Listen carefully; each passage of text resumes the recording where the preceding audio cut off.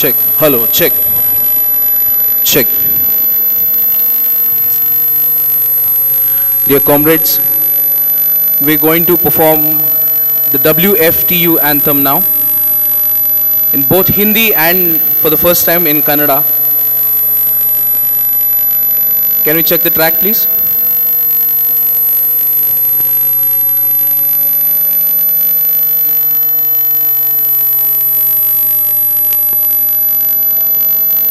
In loud voice. So in a loud voice, I would like to announce that we are singing the WFTU anthem in Hindi and for the first time in Kannada. Here we go. Restart the track, please.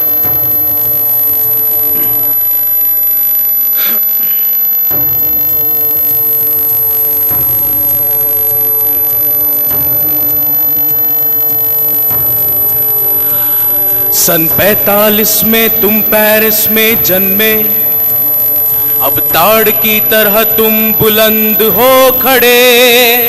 सन 45 में तुम Paris में जन्मे, अब ताड़ की तरह तुम बुलंद हो खड़े।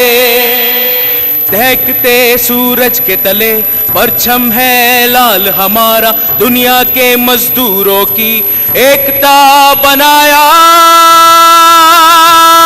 तुम काले हो या गोरे हो, अरबी या यूरोपी, तुम एशिया के हो अमरीकी या अफ्रीकी।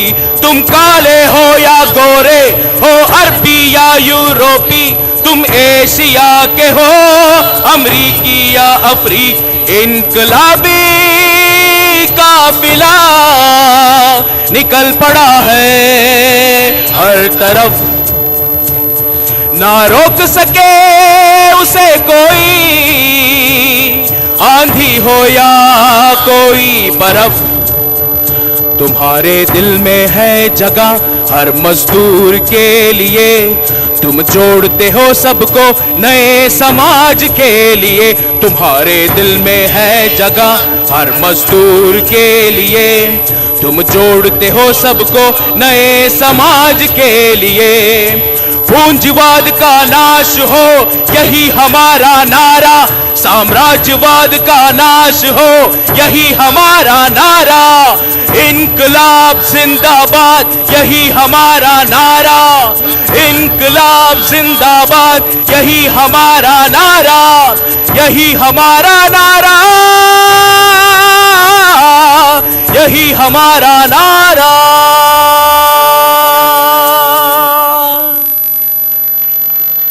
लाल सलाम।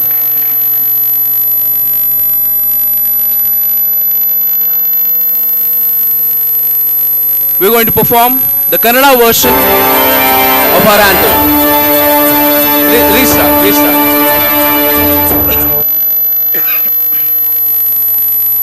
Little more.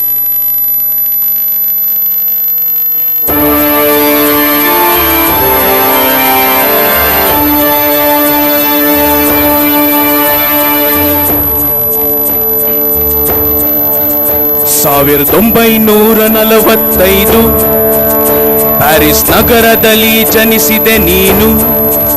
1945 ಪ್ಯಾರಿಸ್ ನಗರದಲ್ಲಿ ಜನಿಸಿದೆ ನೀನು।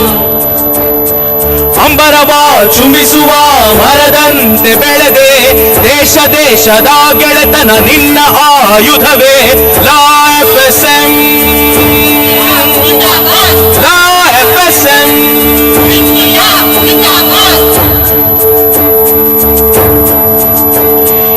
ಎಲ್ಲ ದುಡಿವ ಜನರನ್ನು ಆಲಿಂಗಿಸಿದೆ ಸಾಗರದ ಹಾಗೆ।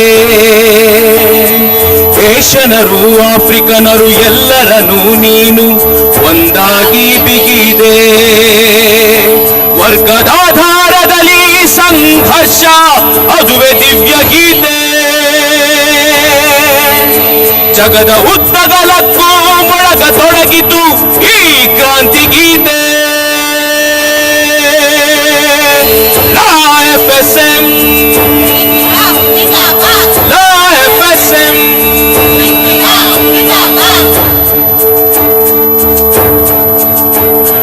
ಕರಿಯರು ಬಿಳಿ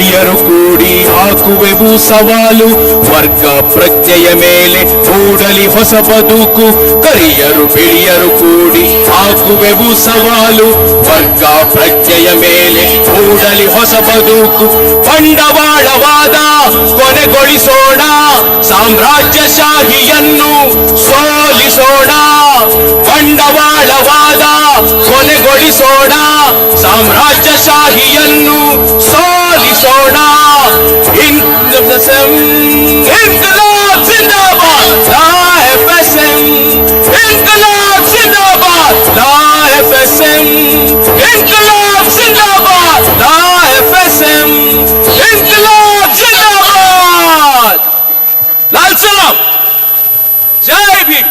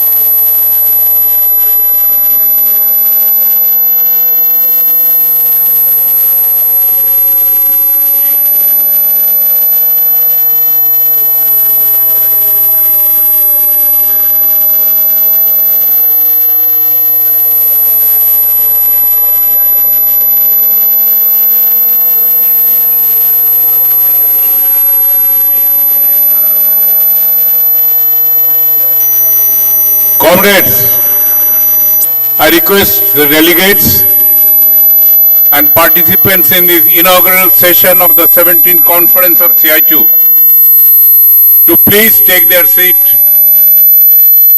The inaugural session of the conference is just now to take off. I request Comrade Hemlata, President CITU, to please come on the dais. I request our guests, the General Secretary of WFTU, Comrade Plumbis, to please come on the dais.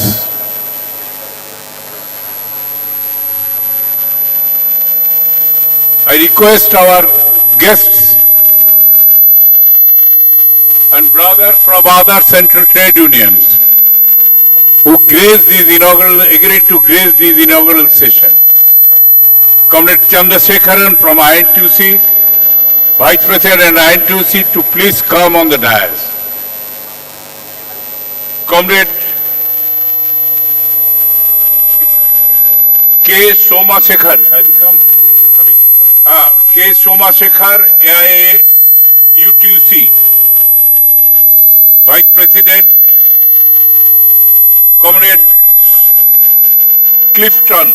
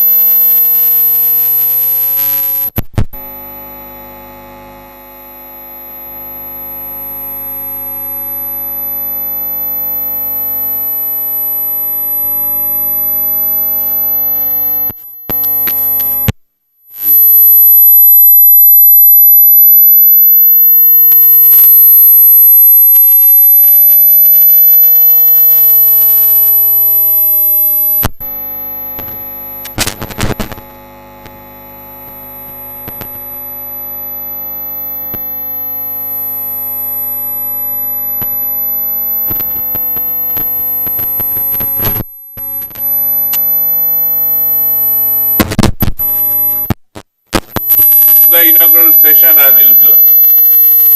And at the end, I also request the General Secretary of All India Kisan Sabha, Comrade Biju Krishnan, General Secretary of All India Agricultural Workers Union, Comrade Venkat, to please come on the dais. They are also our honored guest to the 17th conference of CITU.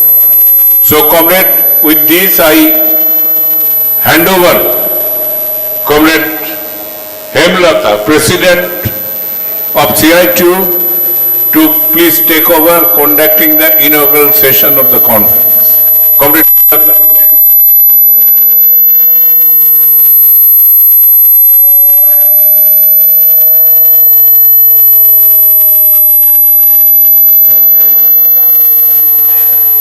Comrades, Comrade Amanullah Khan, President Reception Committee, please come on the dais.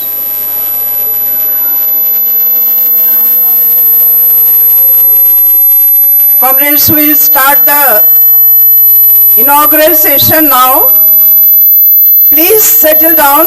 All the comrades are requested to please take their seats.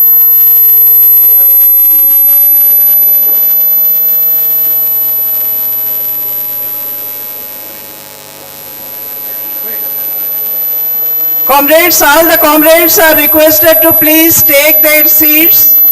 We will start the session now.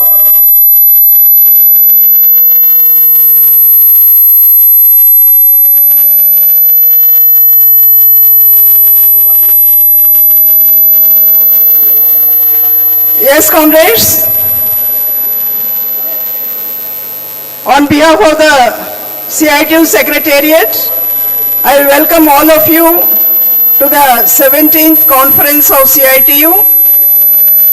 Our session, before the session, we thank all the cultural team for the very good performance outside the hall and also the songs that they have rendered here. And now I request Shri K. Subbarao, eminent lawyer and chairperson of the reception committee, to welcome the gathering, to deliver his welcome address.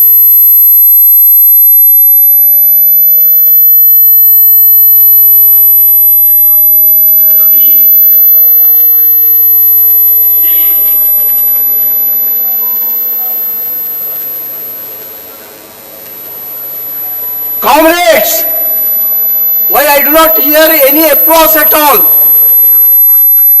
What is all this? This doesn't look like a revolutionary working class movement. I expect every one of you to applaud and arise. Please. Before I start, I would like to say, Inquilab! Inquilab! Inquilab! Yes. Thank you.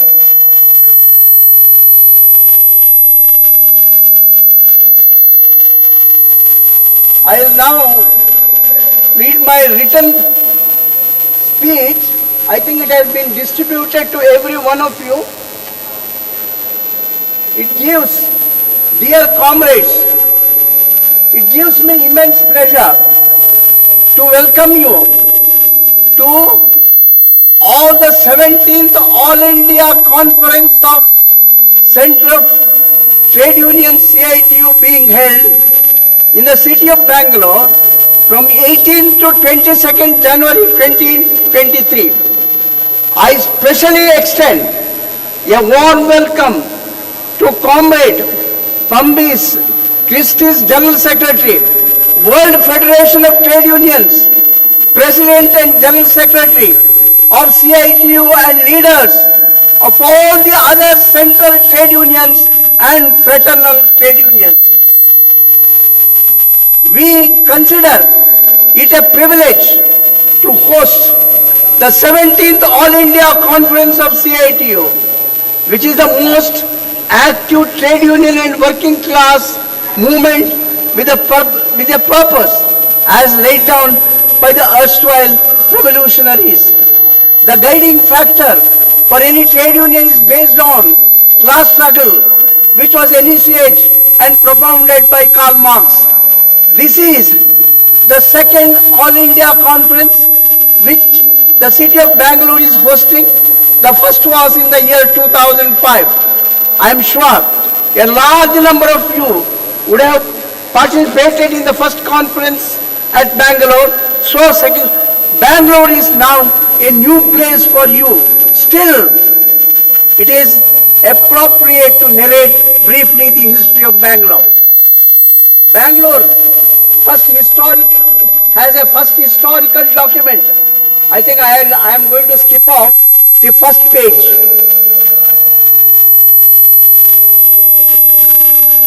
Now, please turn to, I would like I am reading from the harmonious, multilingual local people and locational advantage won the preference for Bangalore to develop as a center of major public sector undertakings. It naturally developed as a great center for higher education with the establishment of prestigious institutions with the adoption of the neoliberal economic policies. The gigantic public undertakings of Bangalore are dismantled or the process of being disinvested.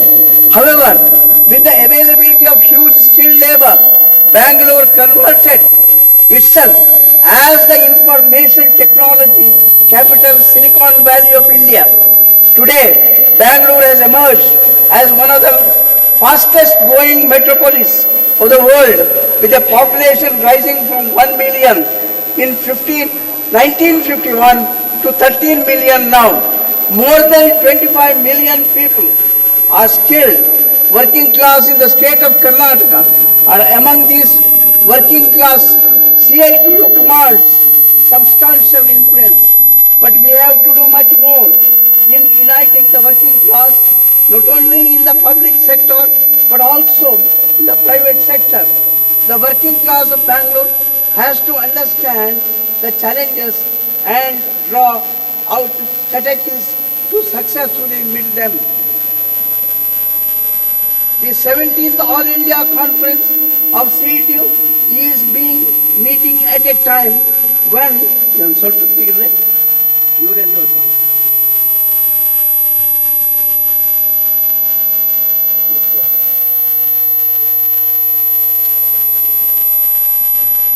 intellectuals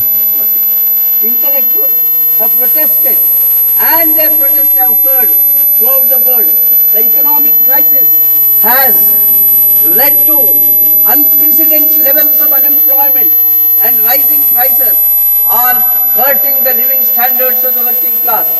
The economic policies of the union government are leading to growing inequalities, and today India has become one of the most unequal societies in the world. It is unfortunate that many fundamentalist and divisive forces are dividing the working class, the consequences of which the wealth produced by the working class is at the hand of few capitalists, and these capitalist forces are influencing the governance. They attempt to homogenize the Indian society, ignoring its rich diversity, is a threat to the very unity and integrity of the country. The basic character of the constitution is being questioned by these in power. There is also an attempt to belittle the role of the judiciary. The recent statement of some of the politicians add to this attempt. The working class, which produces the wealth, deserves much more required attention to improve their conditions of service, not only economically, but also politically. It is most unfortunate that the government, instead of returning to supposed to be government services through constitutional provisions is resorting to unfair methods for recruitment to third-party agencies for the posts which are sovereign nature. These are serious challenges which the working class most forcefully confront. I am sure this conference will deliberate upon these important issues and take necessary decisions to protect the unity of the working class and the nation. The working class today is facing a multitude of problems, both in the organized and unorganized sectors. The CITU has been a leading great battle to defend the hard-won rights of the working class. It has organized a number of industrial actions, both at the All India level and at different sectors.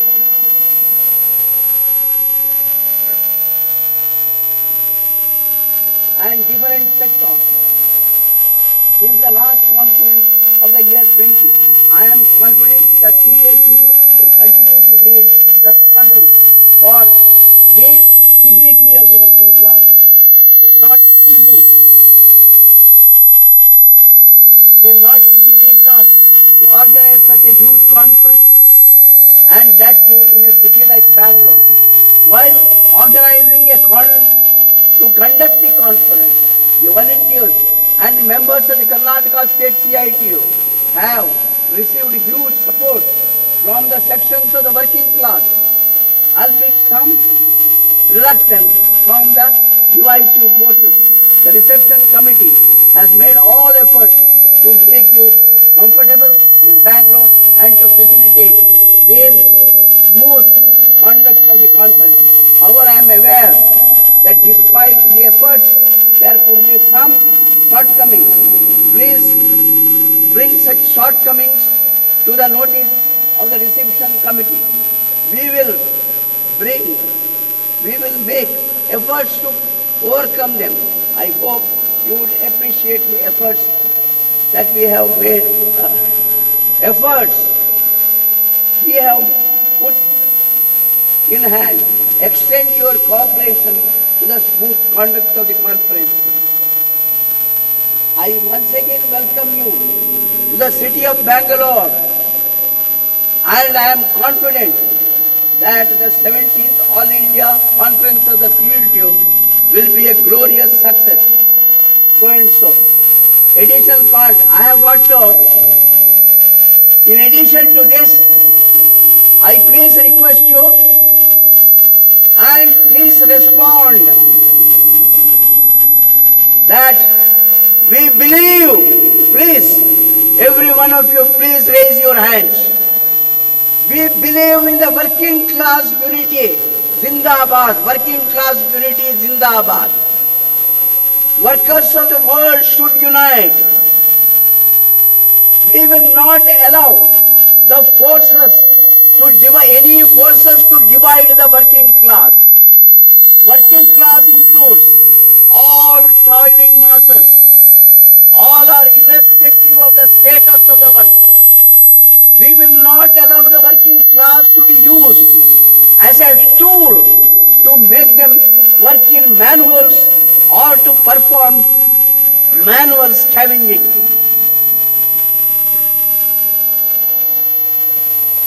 We will not beg the management for improvement of conditions of service, but we will demand it as a matter of right, since we have the rights on the fruits of production. The profits are nothing but surplus value. Our right is not only an economic right, but also a political right, because we are the producers of the wealth. Thank you, Congress.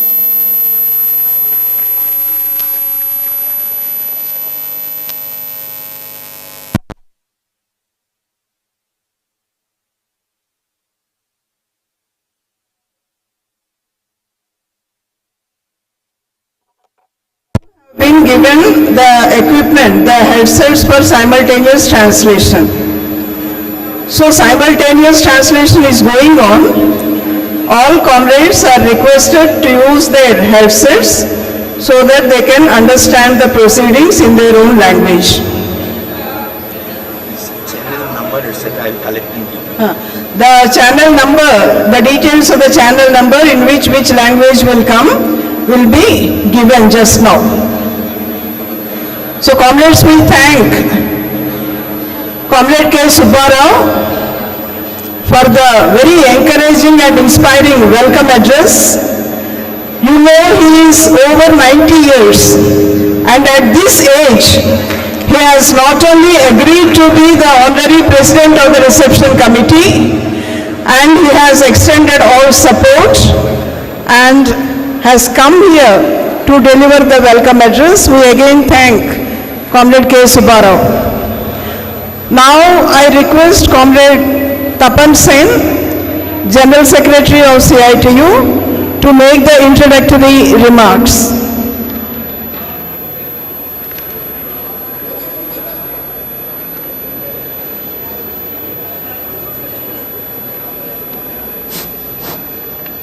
İnkılap Zindabad!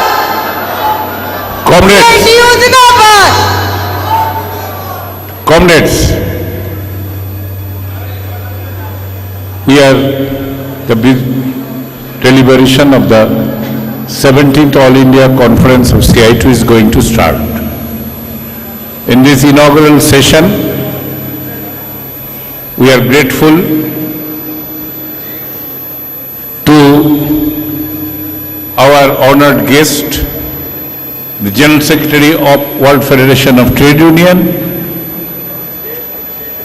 leading the World Trade Union movement with a clear class orientation. And that is that orientation, to sharpen that orientation. The 17th conference is going to deliberate and take up one of the prime tasks in carrying on the combat against the most barbarous neoliberal capitalist regime and its nasty reflection and its authoritarian reflection on the political regime, that's political governance, and also its poisonous impact on the entire society by those in governance operating as an agent of neoliberal capitalist corporate class to make their fortune in the face of very quick-paced pauperization of the Indian people, particularly those who are creating wealth for the country, who are keeping the country's economy somehow running, who are still contributing to the India's independent position in terms of economic might. They are the target of the barbarous, brutal attack and being pushed to a situation of destitution. At the same time, country is losing their self-reliance, which we gradually built up during last 75 years of independence. And the utter criminality that the whole country is facing, that while doing these criminal deeds, the present dispensation in governance are trying to camouflage and misguide and divert people with the active support of the mainstream media and the entire governance machinery. Never before the country's people are facing that kind of a challenge. 17th conference is going to take up this challenge. We are fortunate that even this conference also they graced by their presence. Our colleagues in the central trade unions and our colleagues in different independent All India federations, from INTC, from AITUC, from HMS, from UTUC, from TUCC, from AIUTUC, AICCTU and SEWA and LPF. This combination of 10 central trade unions, all our colleagues are present over here, and my initial expression that I presented before you, the joint trade union movement is absolutely on the same wavelength, and premised on that wavelength, the joint trade union movement has been trying to carry on the intervention, united intervention of the working class against this anti-people, anti-national, destructive regime. And in that process, we collectively reached a realization that we are fighting not merely to defend the right of the workers, right of the peasantry, right of the producing class, but also the right of the people, and also defend our dear country.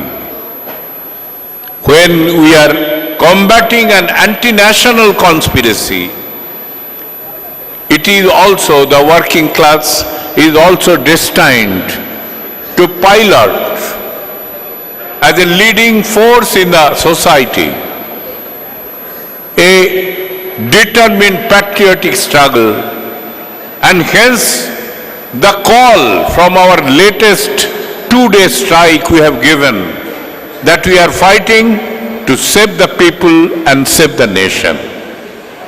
We are again, I express my gratitude to my colleagues here of this all central trade unions who came here to greet our conference. We are extremely grateful to the General Secretary of WFTU, who has also graced this conference and will address the delegate session. We are also grateful to our comrades, delegates who came all over the country with due preparation to deliberate on the task to combat the present challenges, which is not merely a challenge before the working class, which is not merely a challenge before the producing class. It is a challenge before the entire humanity. When the systemic crisis of neoliberal capitalism has creating its destructive impact on the economy, on the political system, dampening on the democratic exercise and cultivating poisons in the society, the poisons of divisive polarization, only to benefit the handful of corporate, both domestic and foreign. Then national interests take the back seat. Interest of the people takes the back seat. And in such kind of a situation, the challenge is then huge before us. But at the same time, we must assert with confidence that during this period, the trade union movement has continued its intervention without any gap, both at the national level and also at the sectoral level. And during last 4 years since our conference, we have traveled through an untraveled path, particularly created by the situation of pandemic, lockdown, restriction, and taking advantage of that, the criminal onslaught on the rights of the working people, rights of the entire producing class, and the self-reliant foundation of the national economy, taking advantage of that lockdown. So in that kind of a situation, we have experienced a lot. The entire country's trade union movement. CI2 is an integral part of that. Premised on that experience, and that experience gives us confidence. Howsoever powerful you may be, ultimately we cannot allow you to sell out our country. However powerful it may be, you cannot put the country to auction.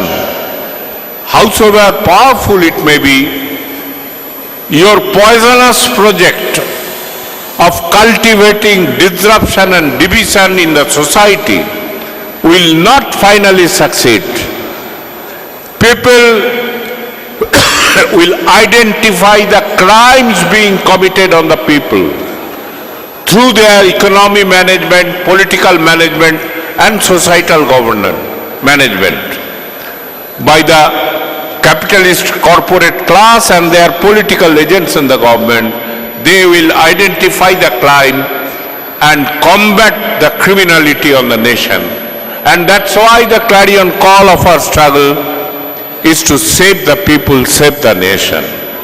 With this task, I believe this conference during coming 4 days will deliberate, review our experiences, identify our strength, at the same time identify our shortcomings, identify to the which section of the working people who are yet to reach, which must be reached, and people must be made to identify their real enemy. That is the task before this entire conference, and that can be advanced by making people identify their real enemy and also heightening our struggle to the level of defiance and resistance. No more persuasion. They cannot be pursued to do the right thing. They are knowing, indulging in this criminal exercise on the national economy and the society.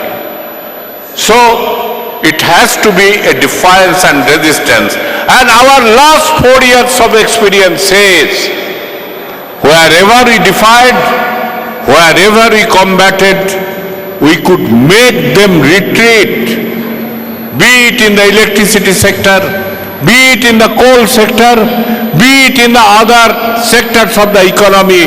There are many successes of making those criminals retreat. Defiance and resistance is the buzzword of our future strategies. And we are planning this at CI2 platform. We are working on this prescription on our joint platform along with the Kisans, which is also one of the major component of the struggle we are integrated in, and at the same time the united platform of the Central Trade Unions and Independent Federation. Simultaneous exercise is going on to plan our future course of action, to combat, to make them retreat, and finally throw out these elements from the right of the governance of this country. That is the target, that is the goal with which CI2 will try to make its own organizational exercise in this 17th conference of CI2, and I hope our entire delegation will rise to the occasion, and with the best wishes to be conveyed by our friends and colleagues of other central trade unions, that will be an important energy for our delegations to carry on their review, their organizational task, to prepare for a heightened, defying combat to save the people and save the nation. With these few words, I welcome again and our basic understanding about the task before the conference I presented before you. With this, I conclude. Inkilab Zindabad.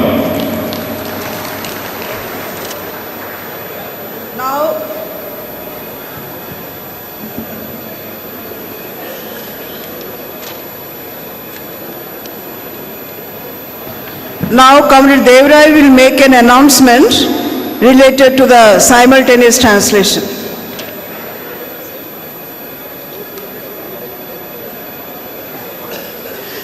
Comrades, simultaneous translation in 6 languages are going on. That is become the practice of CITU. So, delegates, hopefully all of you have collected the instruments along with the registration. 1 or 2 comrades, I believe, who has missed, you should collect it. This is number 1. But before that, you have to note down the which channel, which language and frequency. That you note. Otherwise, you will not be able to understand smoothly. First, please note down channel number 1, language English, frequency 72.3. Channel number 1, English language, frequency 72.3. Channel number 2, Hindi, frequency 72.5. Channel number 3, Tamil, frequency 72.7. Channel number 4, Telugu, frequency 72.9. Channel number 5, Malayalam, 75.5. Channel number 6, Kannada, frequency 75.7. Channel number 7, Bengali, frequency 75.9. So you have to put the proper channel and adjust the frequency number also. When I went to the ground, some comrades said they are getting disturbance because they did not put the proper frequency also. It is to match channel number and frequency. I'll request that with a great expectation, practice and expenditure, this arrangement has been made. All the delegates should put and utilize the machine and understand the speeches in your respective languages. Thank you.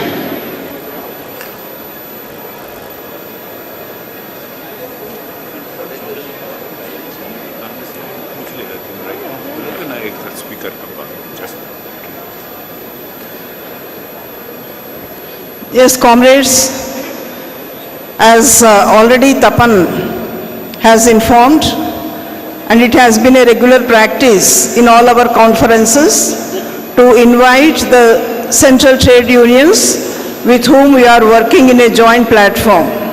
So we have with us the leaders of INTUC. Comrade Amarjit Kaur has just reached. Comrade HMS, from HMS, Comrade VP Nagnath will be joining. Comrade Somasekhar from AIUTC is here.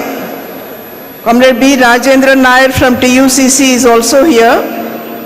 Sonia George from SEWA, she will be reaching soon. Comrade Clifton from AICCTU, V. Veluswamy from LPF, and Comrade Ashok Ghosh from UTUC are also here. So first, I request Comrade R. Chandrasekharan, Vice President of INTUC, to extend his greetings to the conference. R. Chandrasekharan ji.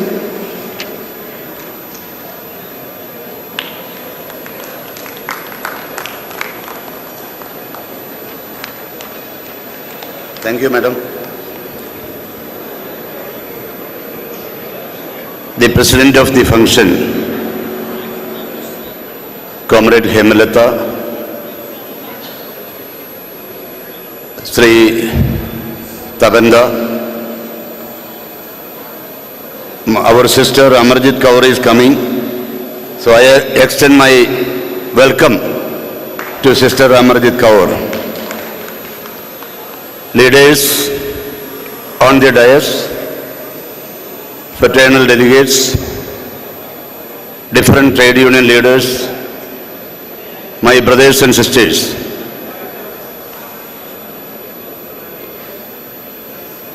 It gives me immense pleasure to address this very important National Conference of the Center of Indian Trade Unions, CITU, on behalf of Indian National Trade Union Congress and also on behalf of Dr. G. Sanjeev Reddy. I wish you all success in your conference.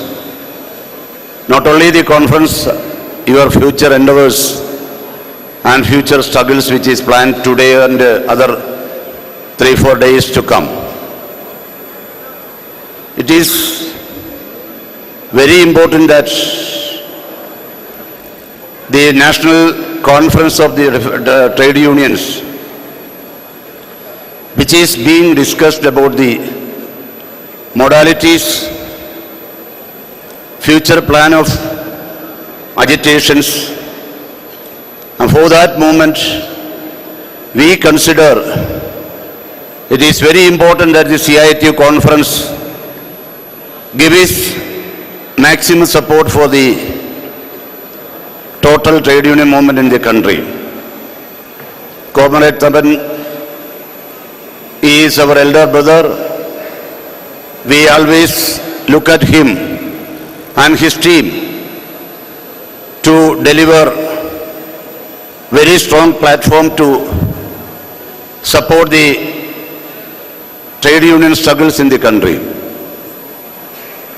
We all know there is no much need of any explanation of the present government in the country. What is their agenda? What is their procedures? What is their programs? And how that will damage the country? They want to divide each community separately. They want to divide people. They want to divide and make use of that division for their acquiring power. We never expected such a situation in this country. We all know, I don't take much of your time, we all know when the freedom was given to India, how the programs and developments take place in this country. 5-year plan, programs started by the first Prime Minister Jawaharlal Nehru and his visionary decisions on this country's progress. More loudly we can say mixed economy policies brought in by Pandit Jawaharlal Nehru. Now again we are all talk about the competition between the public sector and private sector. So long back the Pandit Jawaharlal Nehru's ideology and vision, his programs and governance provided the country's overall progress. Later on, during 90s, the country has switched over to liberalization, privatization policies.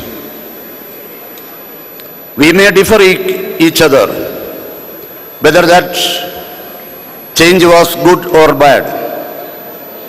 There are differences of opinions. We believe that new economic policy brought in several good things. At the same time, several unexpected bad things behind it. Naturally, the country's wealth generation, its production, its commercial activities, profit and loss, sustainability of the growth, everything was, on those days it was in a crossroad and it was in trouble. There were a lot of governments change. That government brought in their own agendas, combined political party organizations, formed the governments, and there were a lot of confusions, and finally those days the economy of this country was doomed down. So from there,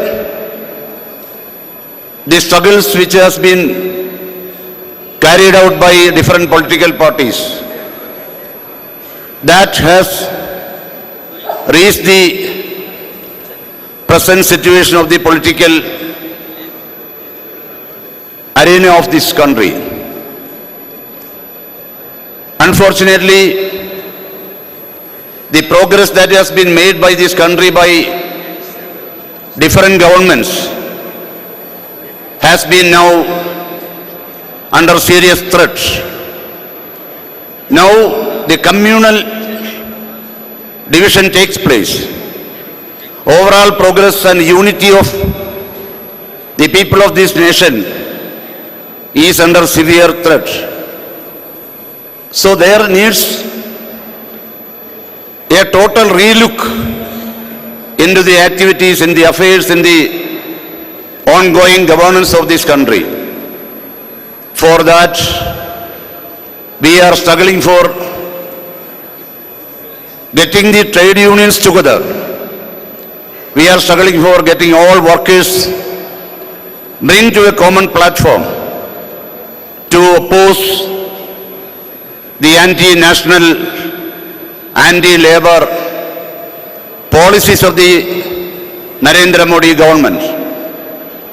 To some extent we are achieving some good momentum, good results.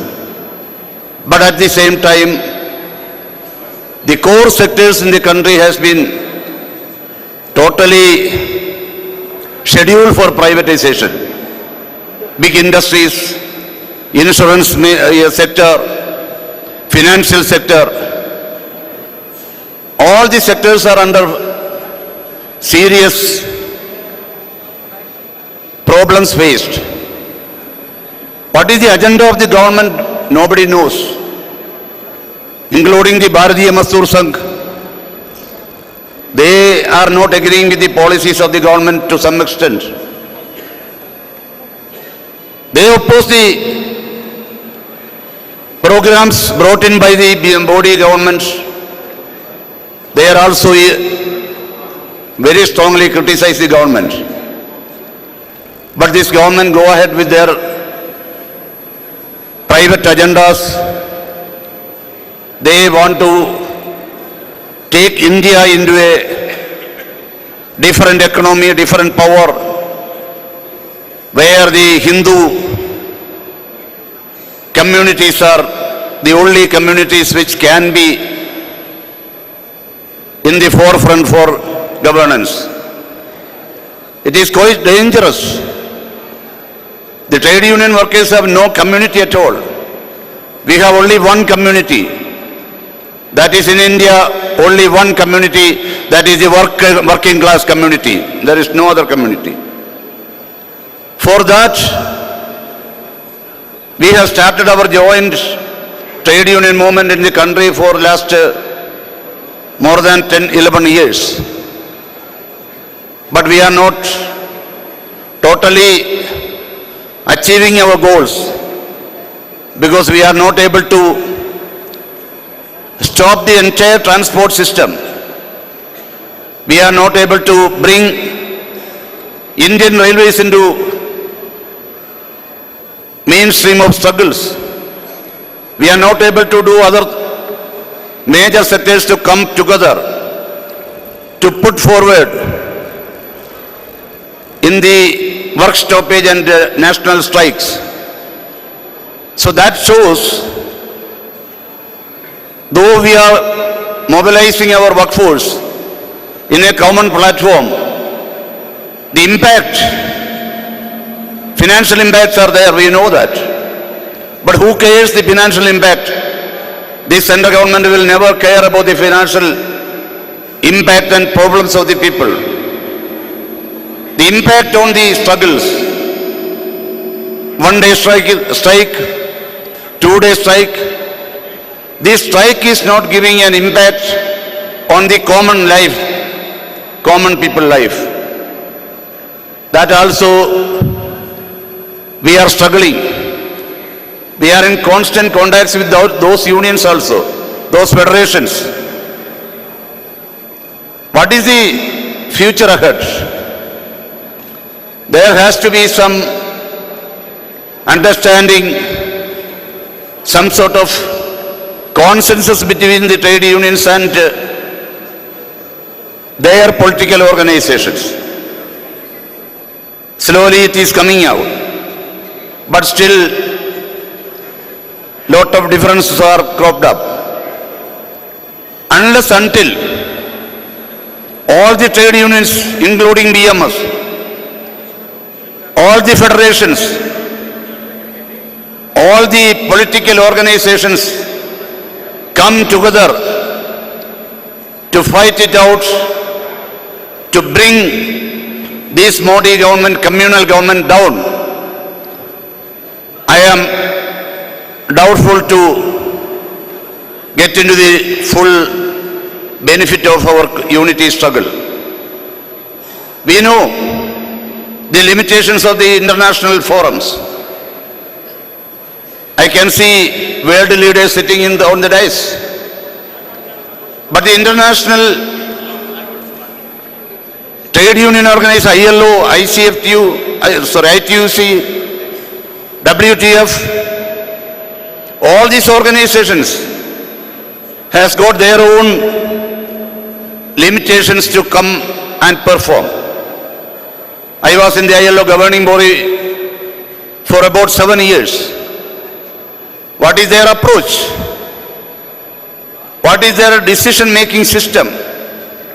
How far that is beneficial to the working class? How far they are able to compel the governments, to pressurize the governments, to agree to the workers' issues and workers' demands.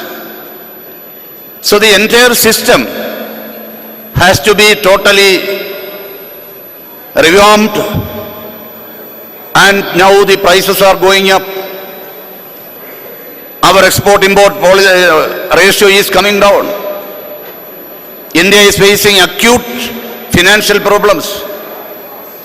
Our border countries are not happy with us. Internal differences are cropping up. Even between the states, lot of differences are coming up. So altogether, what is the result? After BJP come into power in 2014, the country's performance as a whole is under major question. BJP may not understand this because they have the communal agenda alone. If this country is losing its credibility, if this nation is under question mark from international UN and other agencies, if the country's government is under question from the different economists and their approach is entirely different. They don't care even Amartya Sen. They don't care even Raghuram Rajan.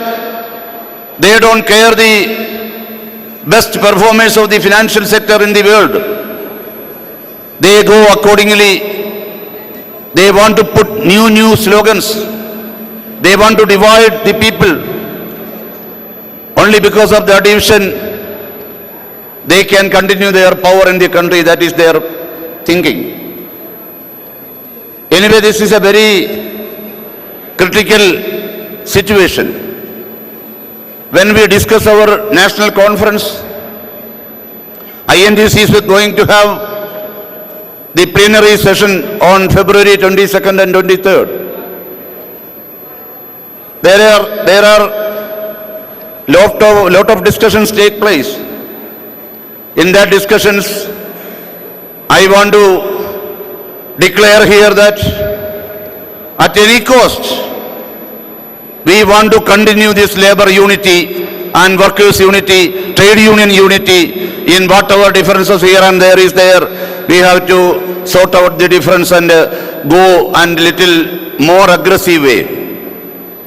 The farmers are on struggle, trade unions are on struggle, NGOs are on struggle.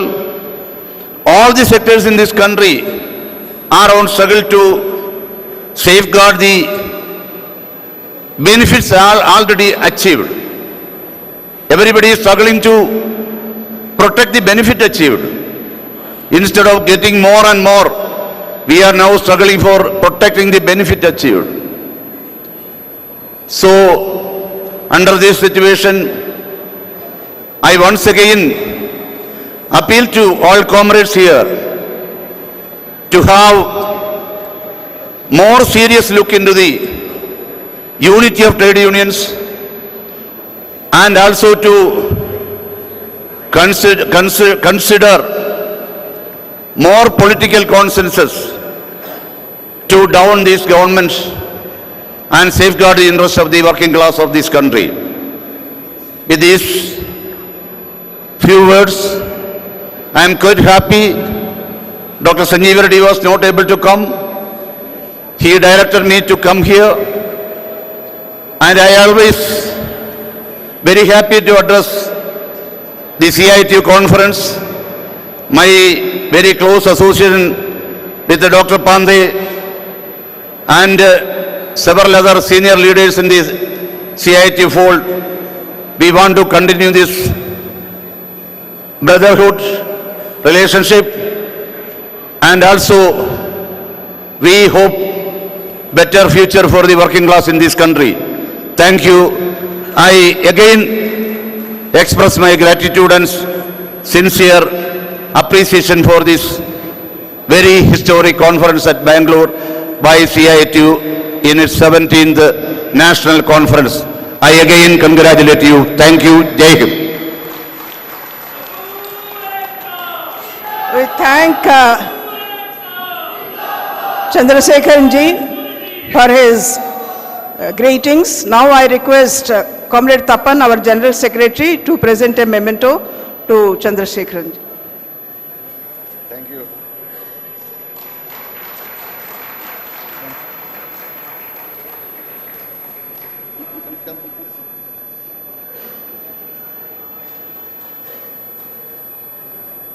Oh, this is a wonderful bag. Yes. New technology bag. New technology. Thank you. Now I request Comrade Amarjit Kaur, General Secretary of AITUC, to greet the conference.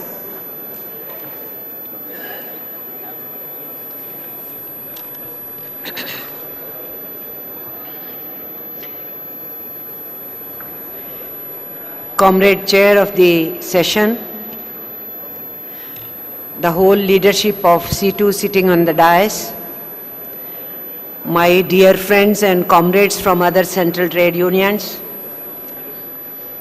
and dear to all of us, to you and us, Comrade Pambis, General Secretary of World Federation Trade Union, my dear comrades and friends, media persons for this open session. First of all, I would like to express my thanks and gratitude to C2 comrades for having invited me to give greetings on behalf of AITUC to 17th Conference, All India Conference of C2. Comrades, for us, these conferences are not events. in our conferences, as I understand in ITUC, in situ and others, when we trade unions meet in our conferences, that is the time for deliberations to understand what has been going on, what is happening today, and how we look at tomorrow. How we did in the past, how we have to gear up today, and how we have to meet the challenges which are facing on our face, how to handle the future. Definitely, I am very sure the deliberations in this conference will definitely enrich your experience. Whatever you did in the past as an organization, as a part of working class, not only in India, you are inseparable part of the working class movement in the world as such. Presence of WFTU Secretary General Comrade Pambis, that itself tells the commentary. So being part of that international community of workers who are fighting barbarism, brutal attack of world capitalism, pre-COVID of course, during COVID of course, and in the post-COVID period. So you will come out with more experience, with more learning, and this is year 2023, crucial year for all of us. 2024 we are going to face another general election in the country. And we know that this situation is very gloomy, very, very serious.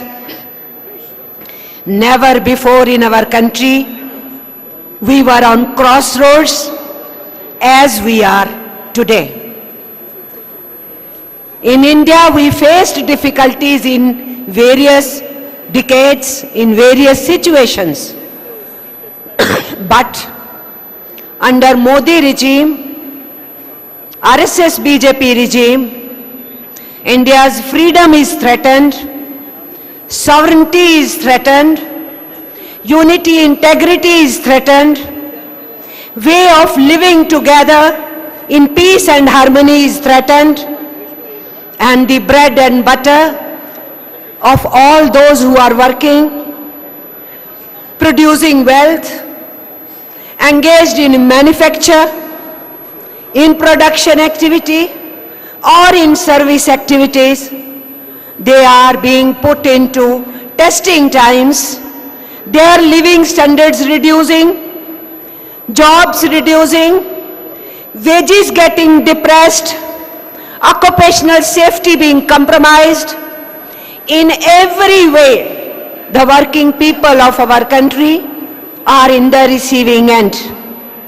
So in such grim situation, when economy is bad, unemployment is rising, prices are soaring high, in such a situation, the role of working class is immense. Working class will have to play its leading role in this particular period, especially when we are going to face general elections in 2024. And that's why government may claim otherwise, have been claiming always, and their claim is that economy is robust. People are very happy. Workers are praising government. Farmers are too happy. So everybody is happy under Modi rule.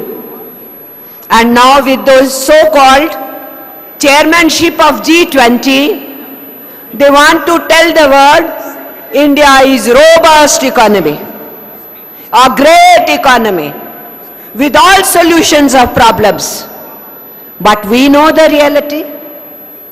We know it's not only our trade unions and our workers in the government sector or in the public sector who are facing the heat of price rise and unemployment, outsourcing and contractorization, disinvestment and privatization, but almost more than 90% workforce in informal economy is under severe attack. It is becoming a question of survival for many of them. What did Crime Bureau report this year? Their report was, out of the suicide taking place in India, almost near 25% suicides happened of the daily wage laborers, casual laborers, those who live on everyday work. If the work is there, something goes in the family to eat the bread. If that day there is no work, family sleeps hungry. So if in the suicides, 25% our workers who do not have 25 days in a month work, and whatever little work they get, they don't have proper wages. No occupational safety, health at the work situations. So we know the ground reality. We know that poverty is rising. We know that homelessness is rising. All these things you are aware, we are aware, and your leadership through documentation and presentations, through serious deliberations, will bring into focus several of the facts, data and statistics. What I want to say, my friends, last year when the Oxfam report came, lots of debate and discussion around that report. How pre-COVID and during COVID, the situation was utilized by the rulers who promote corporate sector, who promote big business, and who beat the working masses, who convert the language in a different tone.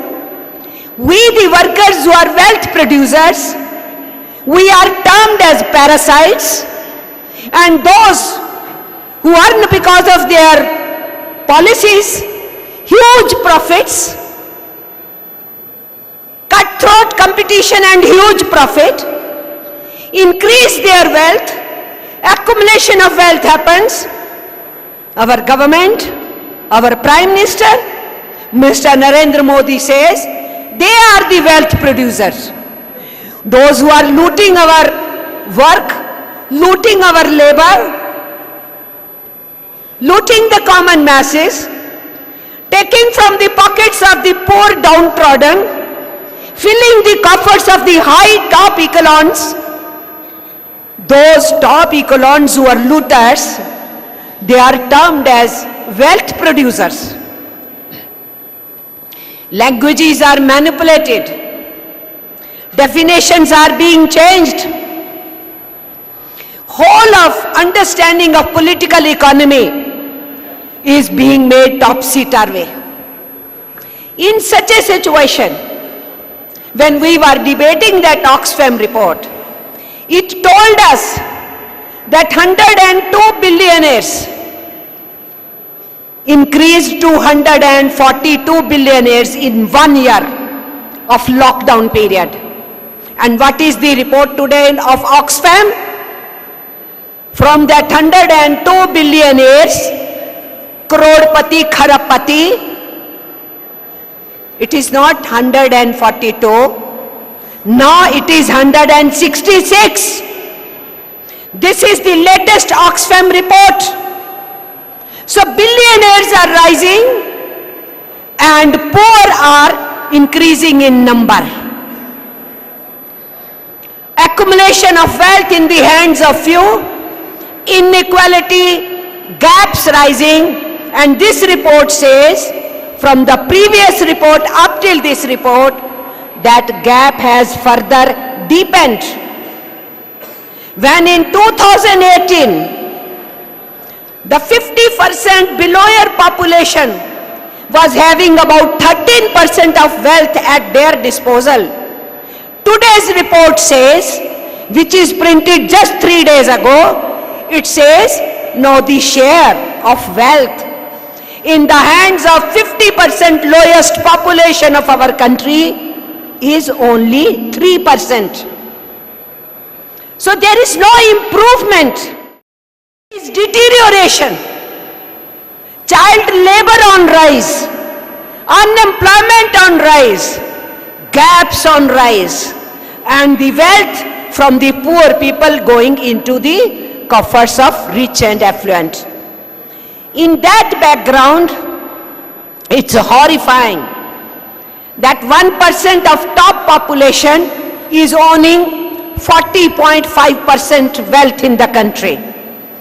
One can give lots of figures, and when we ask pension to all, increase our wage, give us occupational safety measures, protect our children, spend more on education for them, increase the health budget, they say, you people keep demanding. You, the trade unions, organizing the workers, keep asking and asking.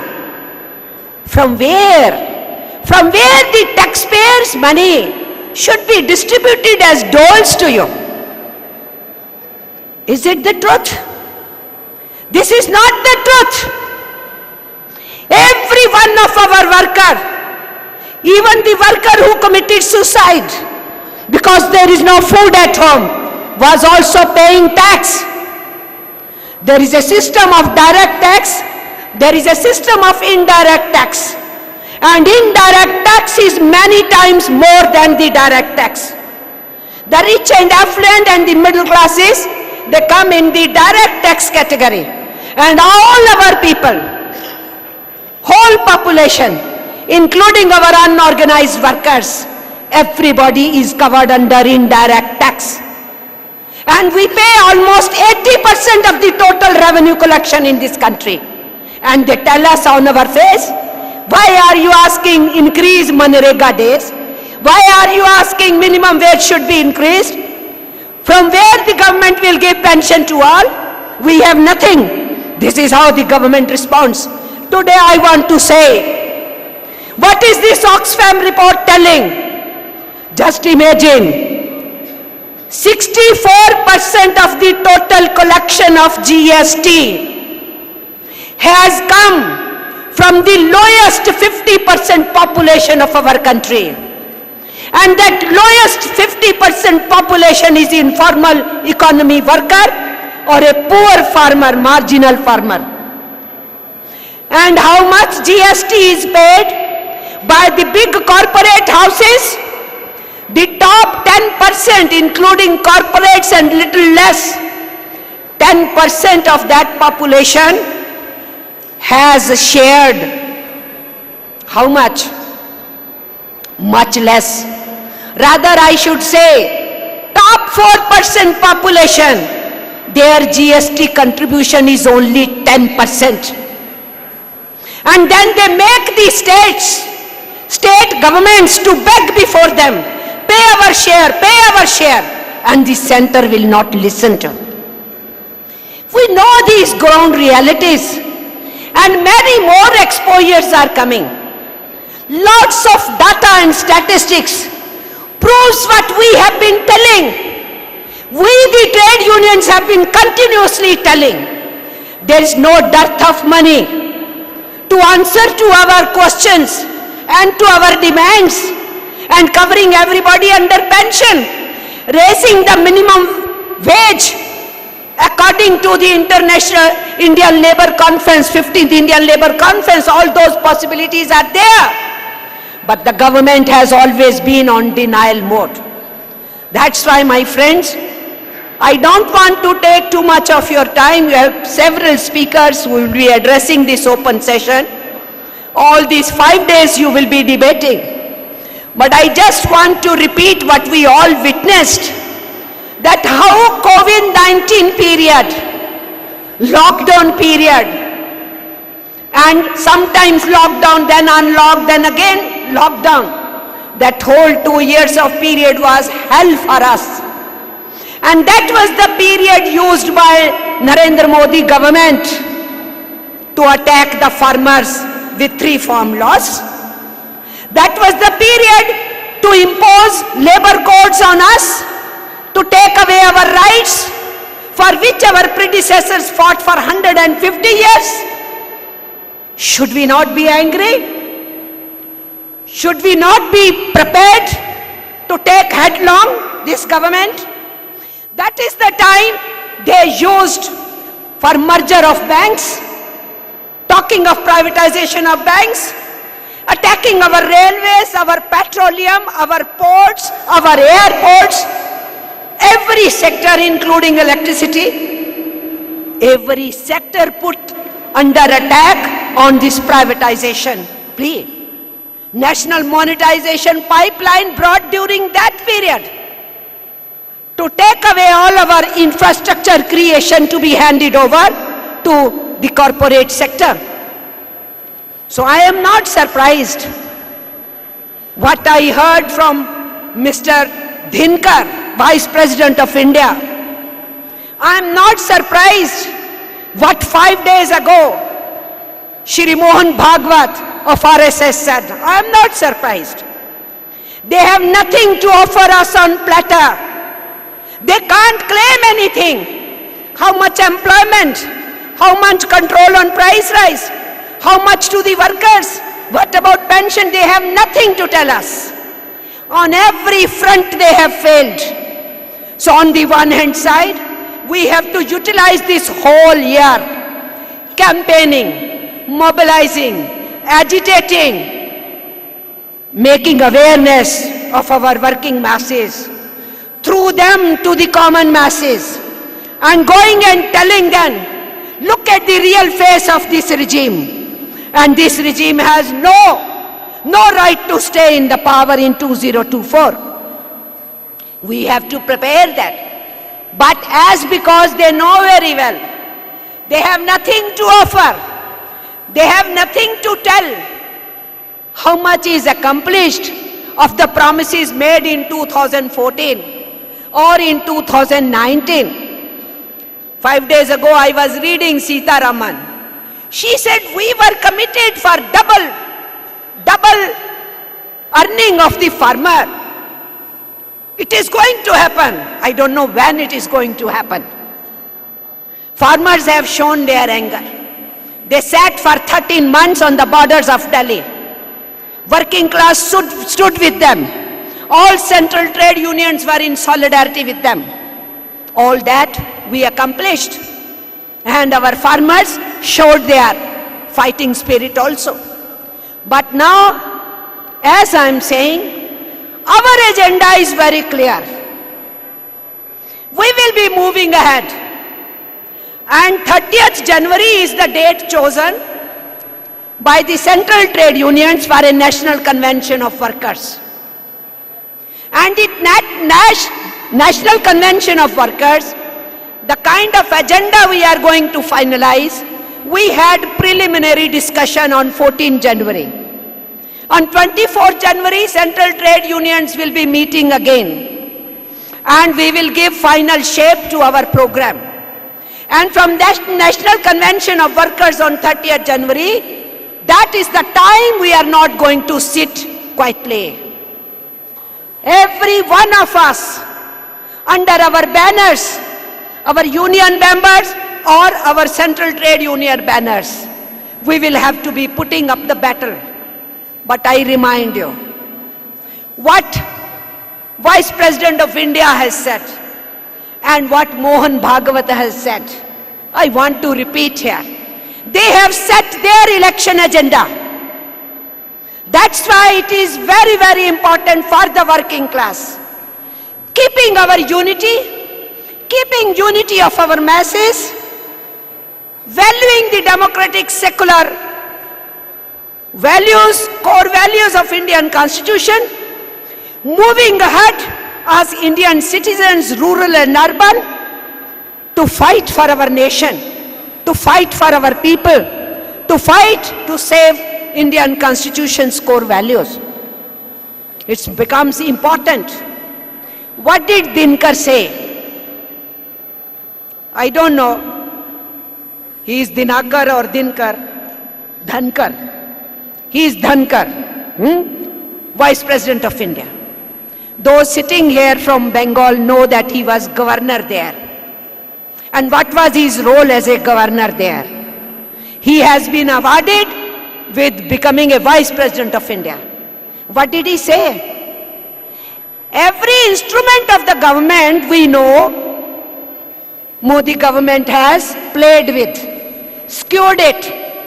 Its democratic functioning has been all decimated. We know it.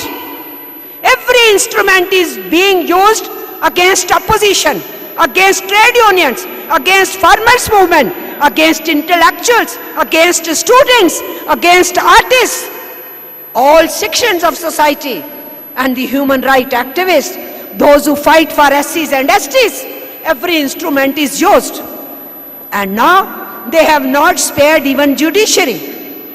Judiciary is being intimidated. We could understand that. But now, Vice President, who has a political understanding with the background of RSS BJP, he says, where is the question of judiciary being independent? Look from where this sentence is coming. He is saying judiciary should not be independent and is not independent.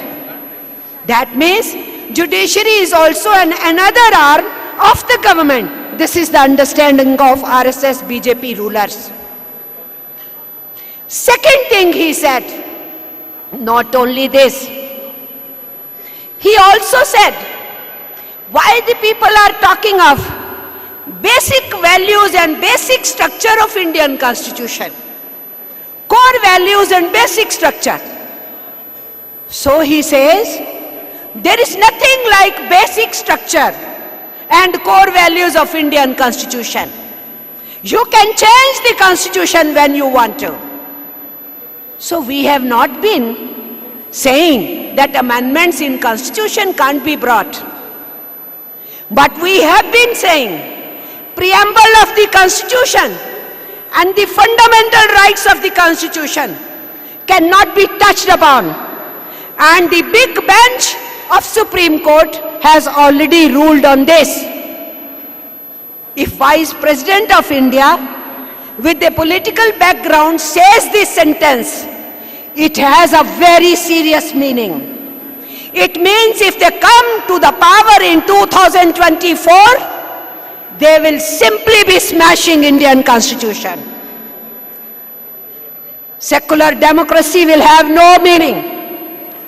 Goal of socialism will have no meaning. Equality and justice will have no meaning.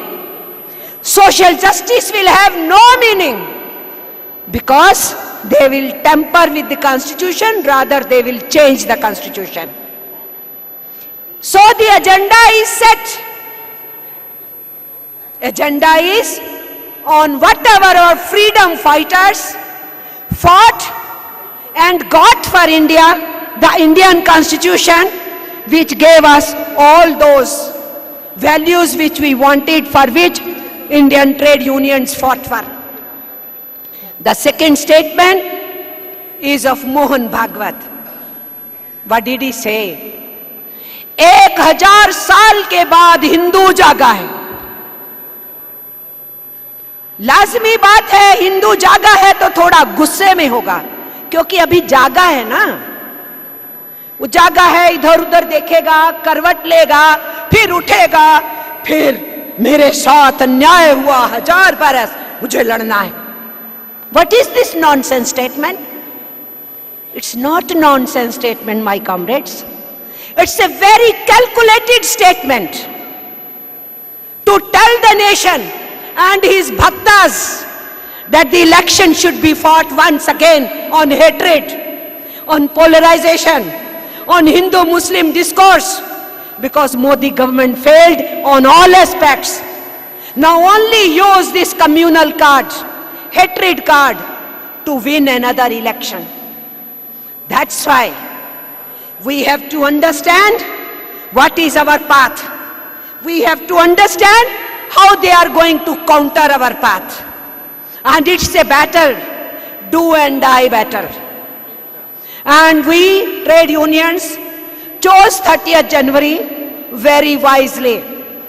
because that is the day of martyrdom of Mahatma Gandhi. Mahatma Gandhi, who on the one hand side led Dandi March, that our natural resources are our natural resources. And on the other hand, Mahatma Gandhi, who was assassinated because he was for peace and harmonious living of all religious groups. So it has double meaning, clear meaning on two scores.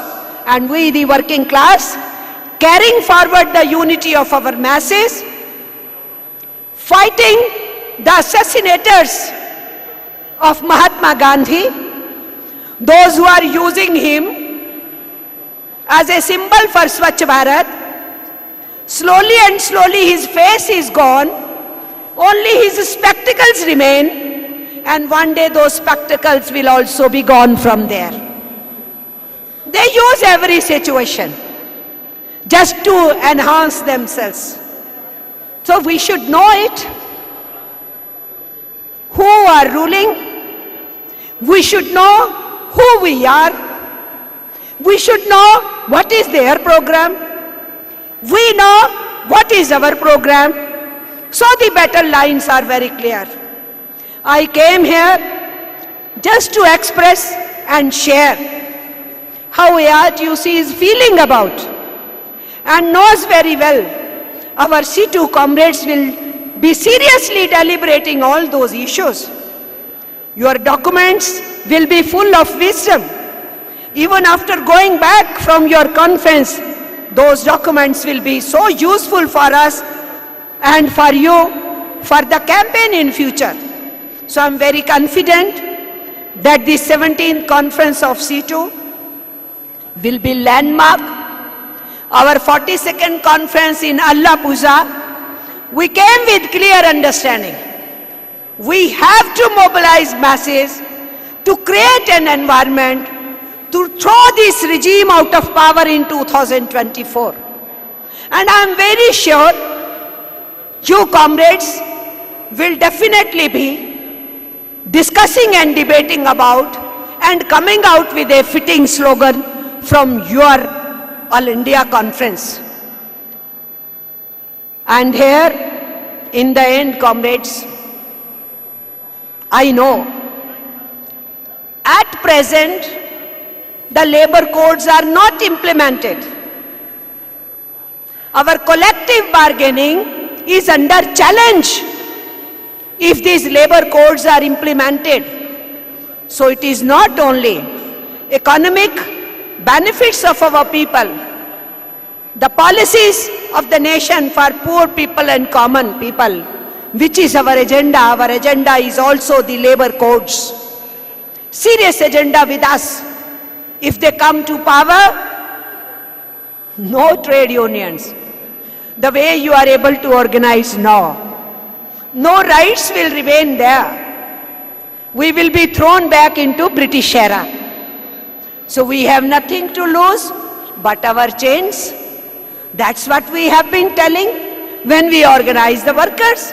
So today we once again assert, fight and fight, unite and fight to the end, so that we free our country from the yoke of RSS BJP rule, which is against workers, against farmers, against people, against our nation. So save the people, save the nation. That slogan united all the trade unions on 9th August campaigns, and I think this time also 9th August campaign will definitely find place in our joint declaration, which we are in the preparation. I salute all of you. I thank the C2 leadership, and with that salute, I raise a slogan. Inqilab Zindabad! Inqilab Zindabad! Workers' unity Zindabad! Workers' unity Zindabad! Trade union unity Zindabad! Trade union unity Zindabad! Thank you, comrades. Thank you, Amarjit.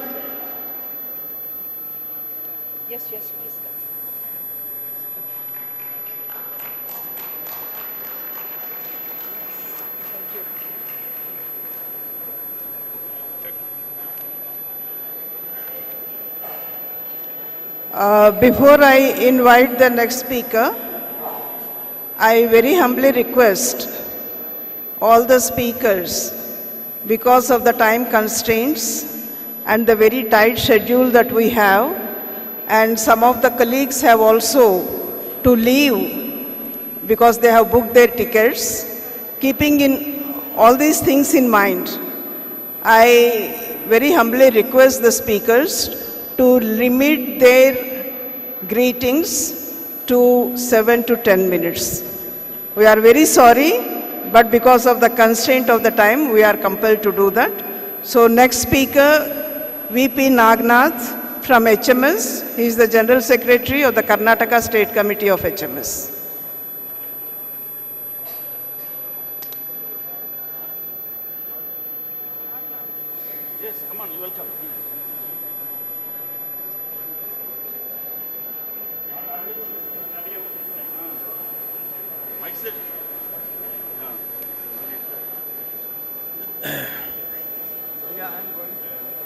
Respected all CITO leaders, central leaders who are in dais, अजी 17 years का conference का today function should be success. I am the General Secretary of Hindu Mazdoor Sabha, supporting to what CITO is taking decision. We are totally supporting them on behalf of Karnataka HMS. हमारा HMS का हरिभजन सिंह सिद्धू जी central trade union leader है, वो national leader है HMS का. उसका totally is fighting for regarding this against central government policies.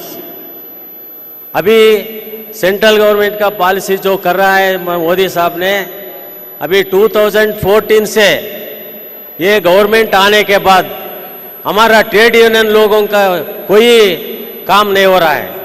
उसका मर्जी से whatever he want he is doing against workers, against the trade union leaders. So इसका मतलब है वो कभी भी ये ट्रेड यूनियन लोगों को आगे बढ़ने को नहीं देना.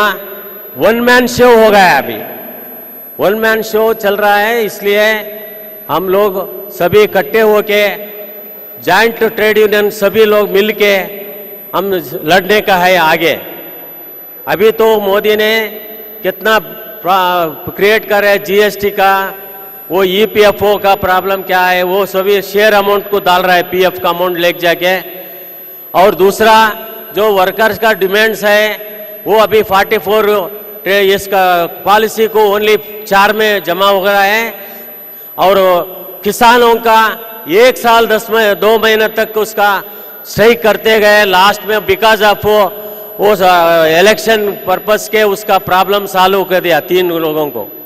सो ऐसा हमारा जो इंडिया में चल रहा है, हमारा मोदी गवर्नमेंट का अगेंस्ट चल रहा है. हम जो पूरे लोग सपोर्ट करते हैं. हमारा HMS जो CITO का को डिसीजन ले रहा है उसके लिए हम टोटली सपोर्ट है ऑल ओवर इंडिया से. सो अभी मोदी ने नया नया कानून लेके आ रहा है, उसको हम अपोज कर रहे हैं. हम इसके लिए आगे लड़ना है.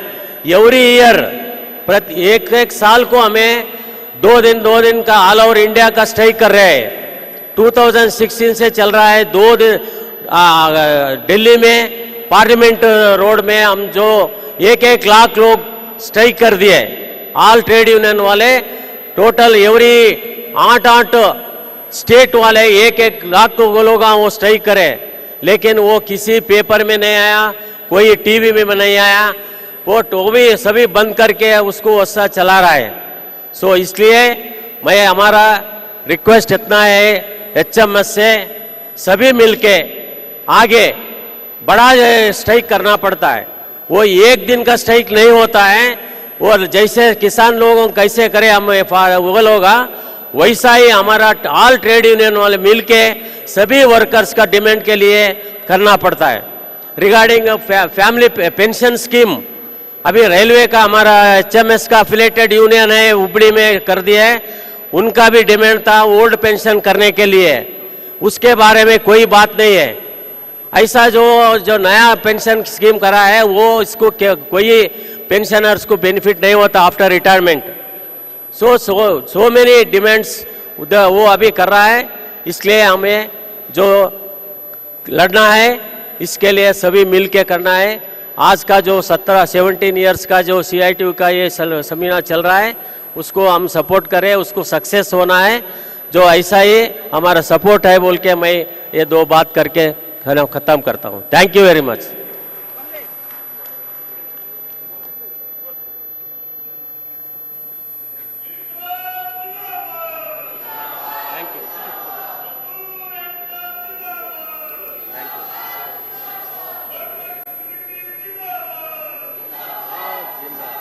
Thank you.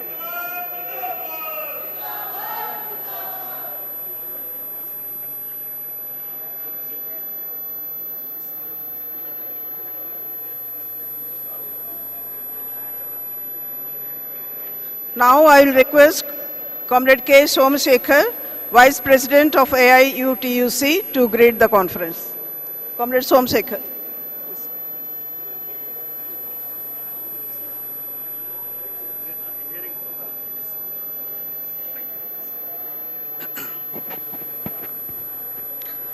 Respected President, respected Comrade General Secretary, WFTO, and distinguished leaders sitting on the dais, and comrade delegates. Firstly, on behalf of All India United Trade Union Center, AIUTUC, All India Committee, I wholeheartedly greet this conference. Warm revolutionary greetings, all of you, on the occasion of 17th All India Conference of CITU. Comrades, we are passing through a very critical situation. You all know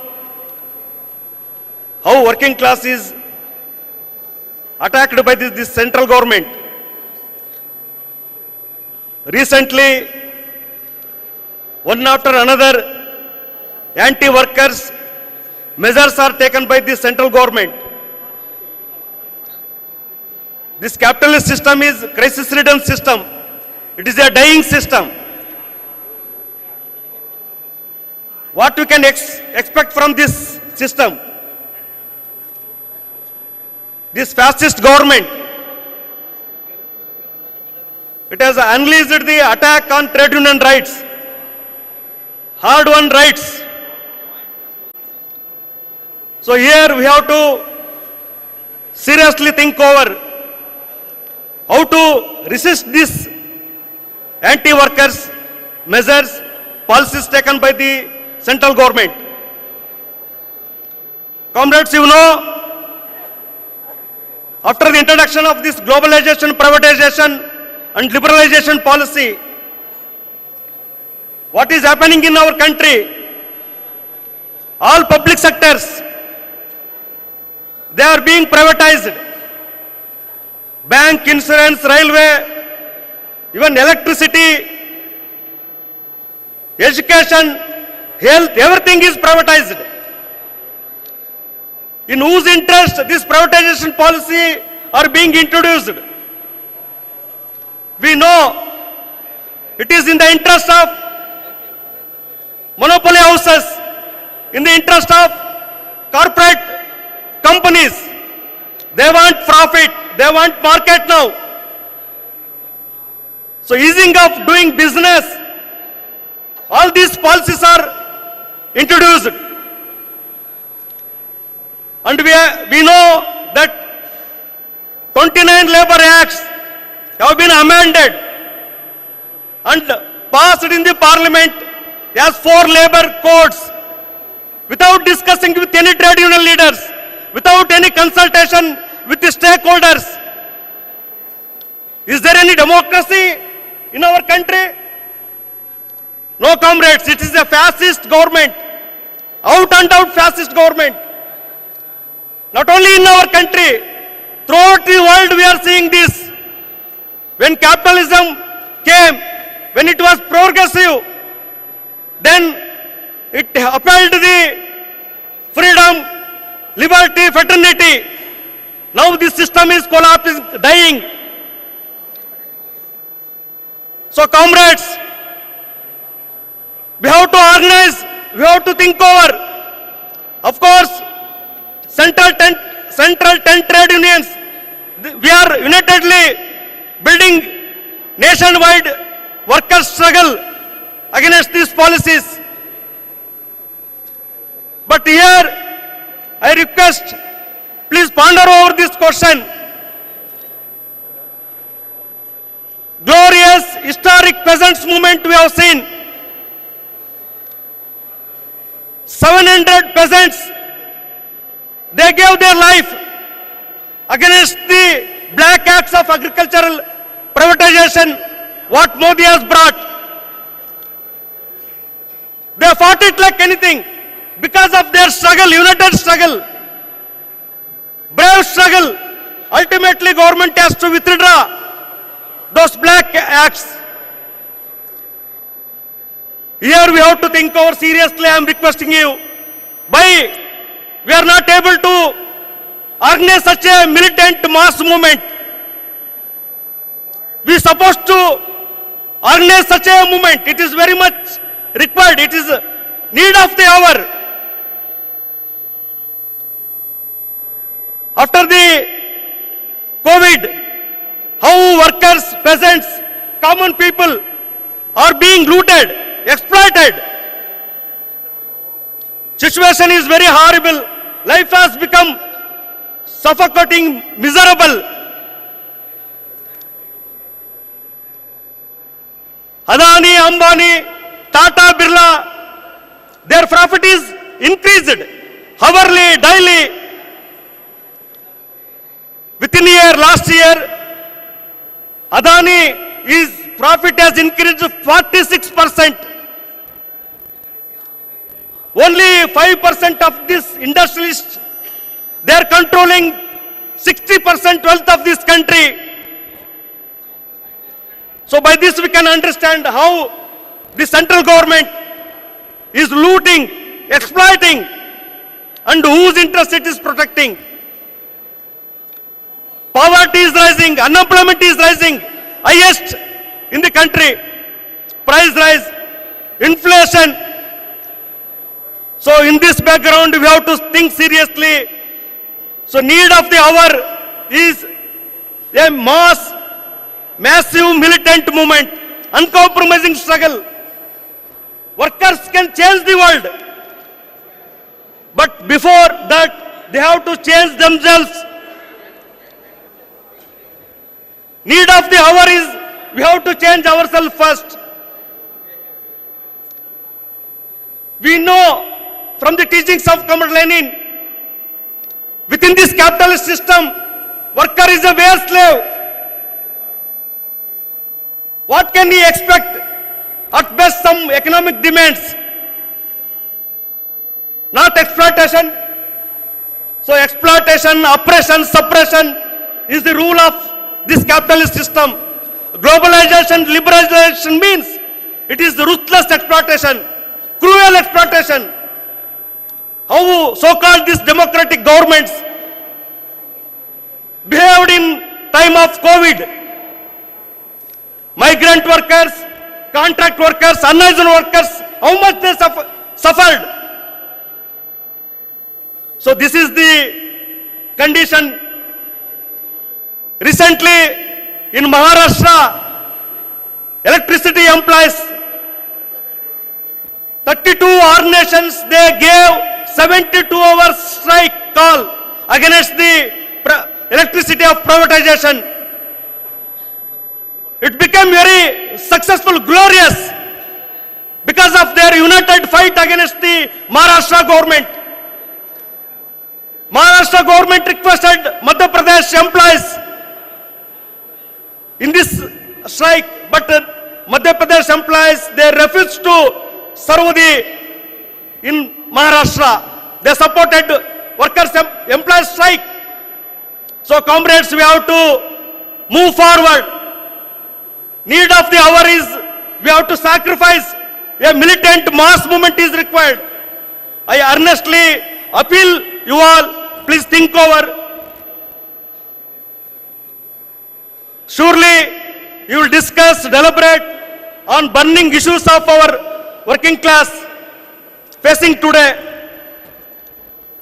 I hope this conference will strengthen the united workers' movement. Not only that, we have to build up a massive, uncompromising struggle. So that way, I wish your conference will be a grand success. So I thank CITU leaders giving me opportunity to participate in this conference and express my revolutionary greetings to you all. Inqilab Jindabad, Workers' Unity Jindabad. Thank you.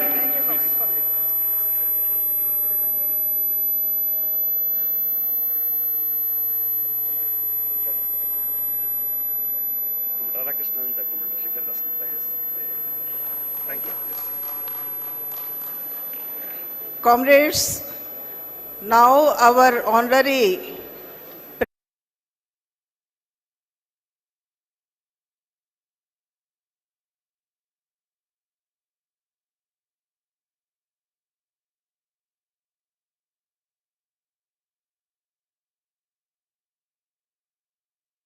Subbarao.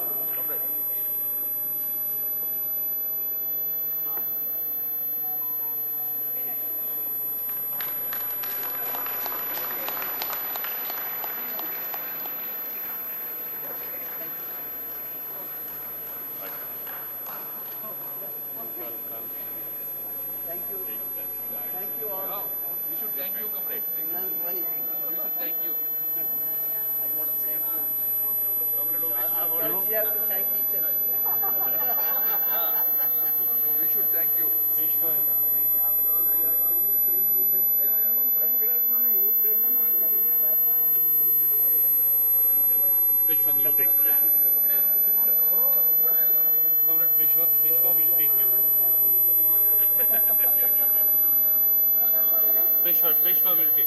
I'm here.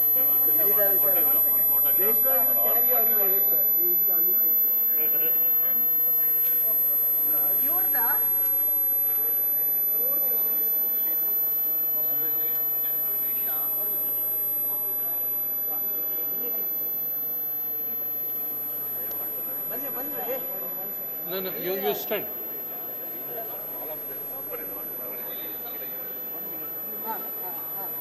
Okay. ఏం చేశారు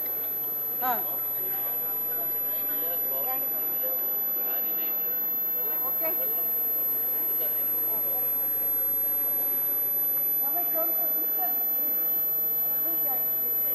comment Naganath Chandrashekhar comment Chandrashekhar please join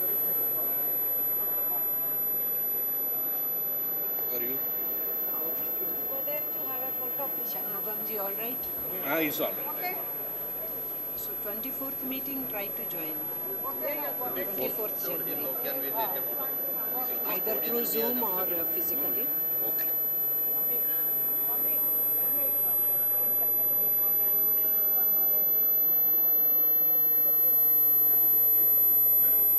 ಎಲ್ಲ ಕೈ ಎತ್ತಬೇಕಾ okay okay Still hold the hands. KCTU జిందాబాద్ Jindabad, Jindabad, జిందాబాద్ Jindabad, Jindabad, జిందాబాద్ Jindabad, Jindabad. दुनिया के मजदूर Ekta, दुनिया के मजदूर ek hai. इंकलाब जिंदाबाद Jindabad, जिंदाबाद. अब समझ में आई सिंधु की आवाज आ रही है.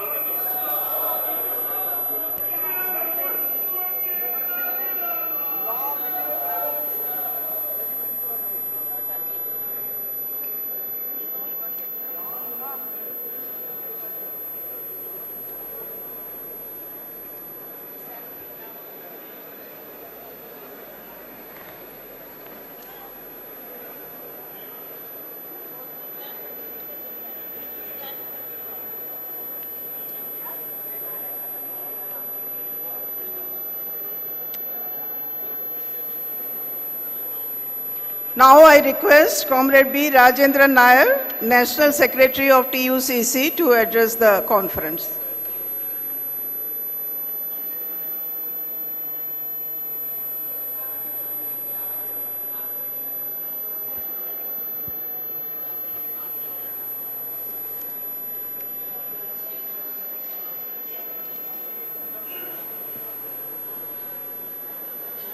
Dear members of the Presidium, distinguished guests, dear comrades, friends, at the very outset, I, on behalf of Central Committee of Trade Union Coordination Center, express warm greetings to the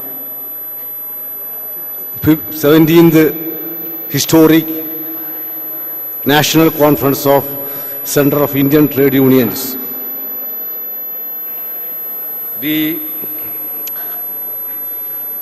This conference is being held at a time when our country is facing severe socio-economic political crisis. The working class of India is facing multifarious challenges from the ruling cliques.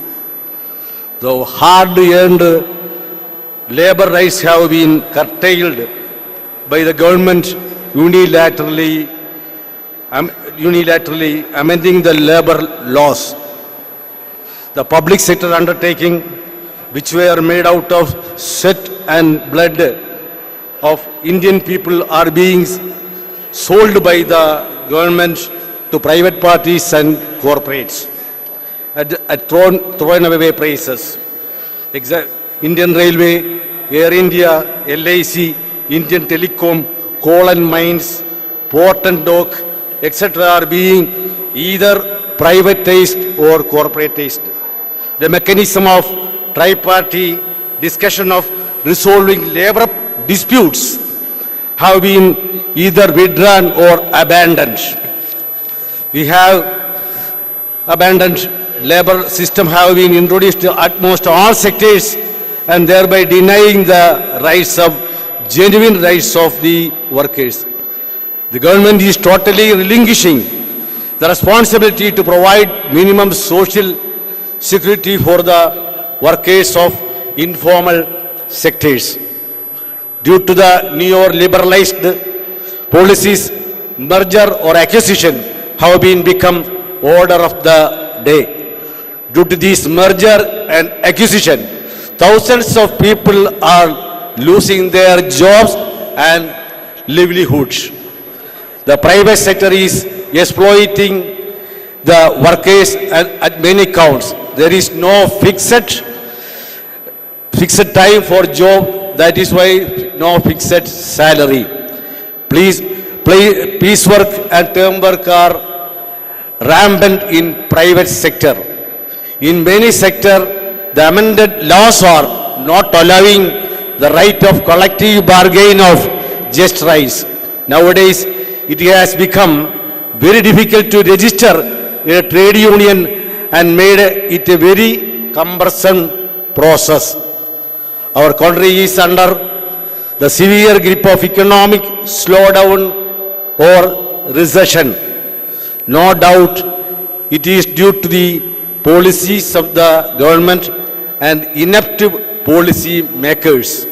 The Modi government is hell-bent to satiate the interest of kith and kin who support the BJP financially.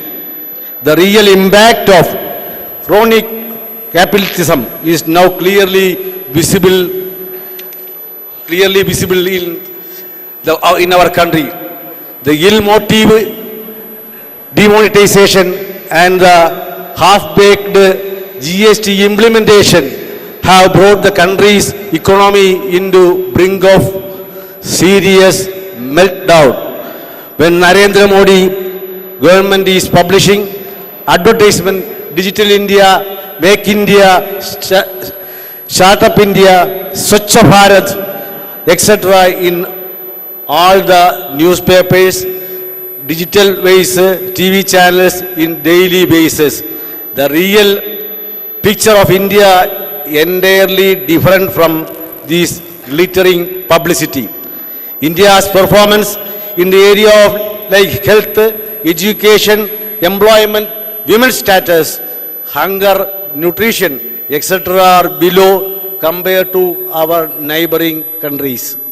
In our country, more than 90% of country's workforce is in the unorganized sector. They have been practically kept outside the purview of most of the labor laws and do not have any protection in respect of working hours, minimum wages, social security, around 65% to the country's GDP there, despite of them. Since the onset of neoliberal policy regime, the unorganized sector workforce is expanding regular or permanent workers in all sectors of economy due to pressure from trade union and popular movements. The government, after long dilly-dally, enacted the Unorganized Social Security Act 2008, but say it is also a failure. The legislation, nothing but a fraud on the unorganized sector workers. The provisions of the said legislation practically throw overwhelming majority of the unorganized sector. The schemes envisaged under the same almost all 10 social security or welfare schemes listed in the schedule are meant only for the poverty, persons below the poverty line.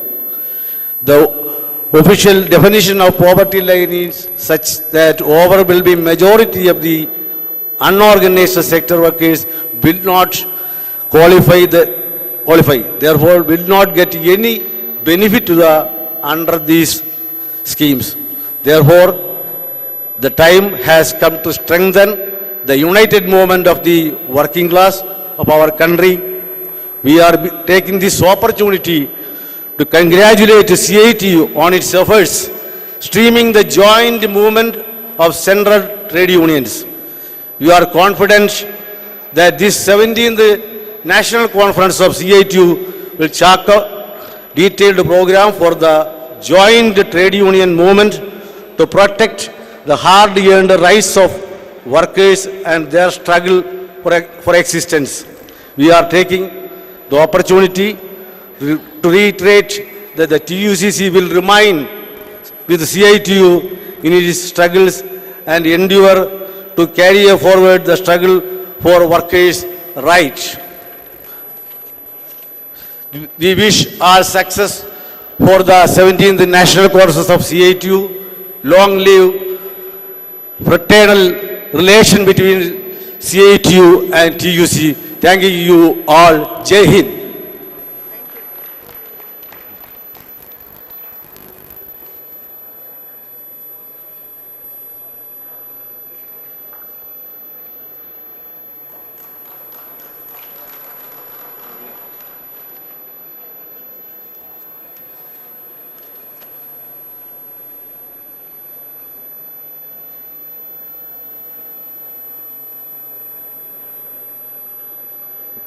Next, I invite Comrade Sonia George, National Secretary of SEWA, to greet the conference.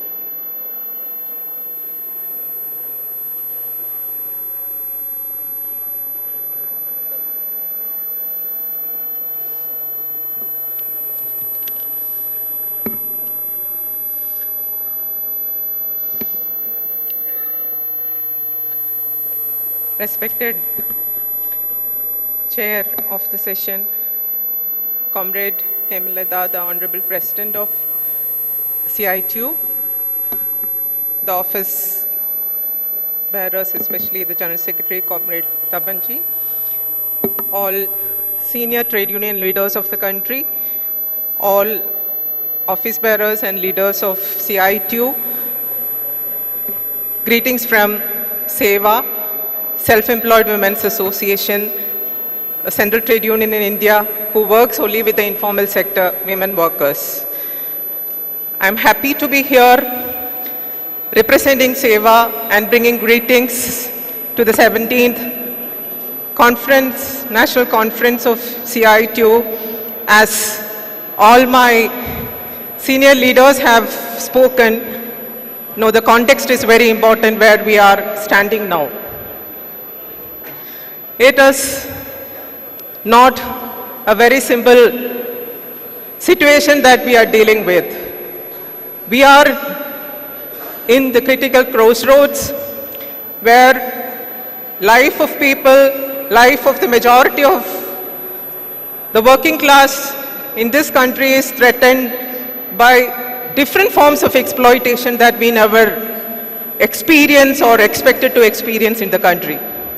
We thought when the trade union movements have begun their struggle in the world or in the country, we thought things will improve. The working class will have more organized rights in this country. But when you look back or when you look forward,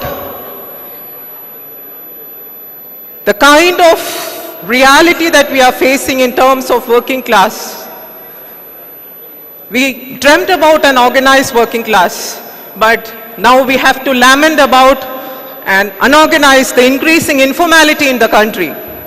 Now there is a tendency in the country by the government to speak about before and after COVID. There is a feeling that whenever we go for any country level meetings, the government says that after COVID we have done so and so. After COVID or during COVID, the working class situations have been worsened. But they are completely forgetting before COVID what was happening to the working class in the country. Why 93% of the informal sector is going to be 95% is the question that we have to ask. When we talk about 8 hours of work, 8 hours of leisure, minimum social security, decent living wages for the workers, finally for decent work and living conditions, good livelihood situation for the workers, more and more workers are being pushed to the margins. And who are these people? The poor, the informal, the women workers, the Dalits, the Adivasis, people in the minorities, they are being pushed to the margins. There is no work. As all our comrades said, unemployment rate is increasing in this country. There is no money to pay for the social security of the workers in the country. When a certain class of workers employ or enjoy maximum social security in the country, the 93 or 94% are in the fringes. Even they don't have 1/10 of the social security that we dreamt about in this country as part of the united struggles. Is there any collective bargaining possible? All doors for collective bargaining are closing by this government. There is no tripartite consultation happening. The India is going to face its next budget in the next week. There is no tripartite consultation with the government, with the trade unions in the country. They called all the unions in the country for an hour meeting. 12 unions in the country. How many minutes can they speak representing the working class in the country? There is no ILC happening in the country for more than 5 years. It's around 8 years now. No collective bargaining in terms of employer-employee relationships. The entire workforce is changing. When we look at the past, when we started talking about capitalism, we talked about certain classes of workers getting marginalized. But now, as we have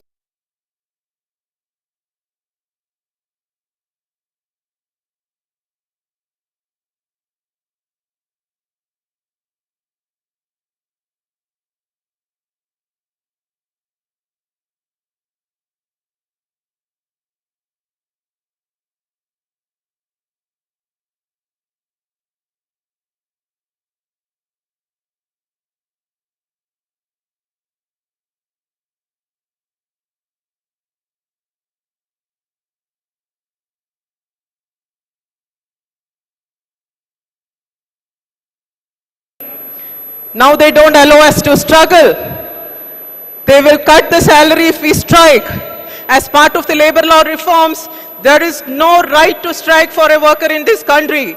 We become illegal, we will be thrown out as per employer's choice, and most of the labor laws, as per the new labor codes, will not apply for the informal sector workers. And who are these workers? The poor? We talk about migrant workers when we face the situation soon after COVID. But they are majority of the workers in the country who frantically wanted to go back to their origin states post-COVID. Where were these migrant workers always? What were their contribution to the country? The Dalits, Adivasis and the women workers in the country. The country has faced more than a year of struggles of the agricultural workers, the farmers. And finally the government had to say that we are withdrawing the 3 laws that are against farmers. And now this is time for us to raise the voice of the workers against the anti-labor codes which are throwing away workers from all the rights that they have been enjoyed. Women are getting even half the minimum wages of the country. Poor Adivasis work for 10 rupees a day in this country. They don't have proper working space. All the establishments have been decentralized. What sort of establishments have been talking about? We talk about all public sectors.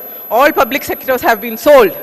When we come about NREGA, we say that, the government say that there is no money, there is no provision for NREGA workers. As Comrade Amritjit has rightly pointed out, where is the tax coming from? Where is the tax going to? How can the tax be calculated in the country? The non-performing assets of the country is increasing every year drastically.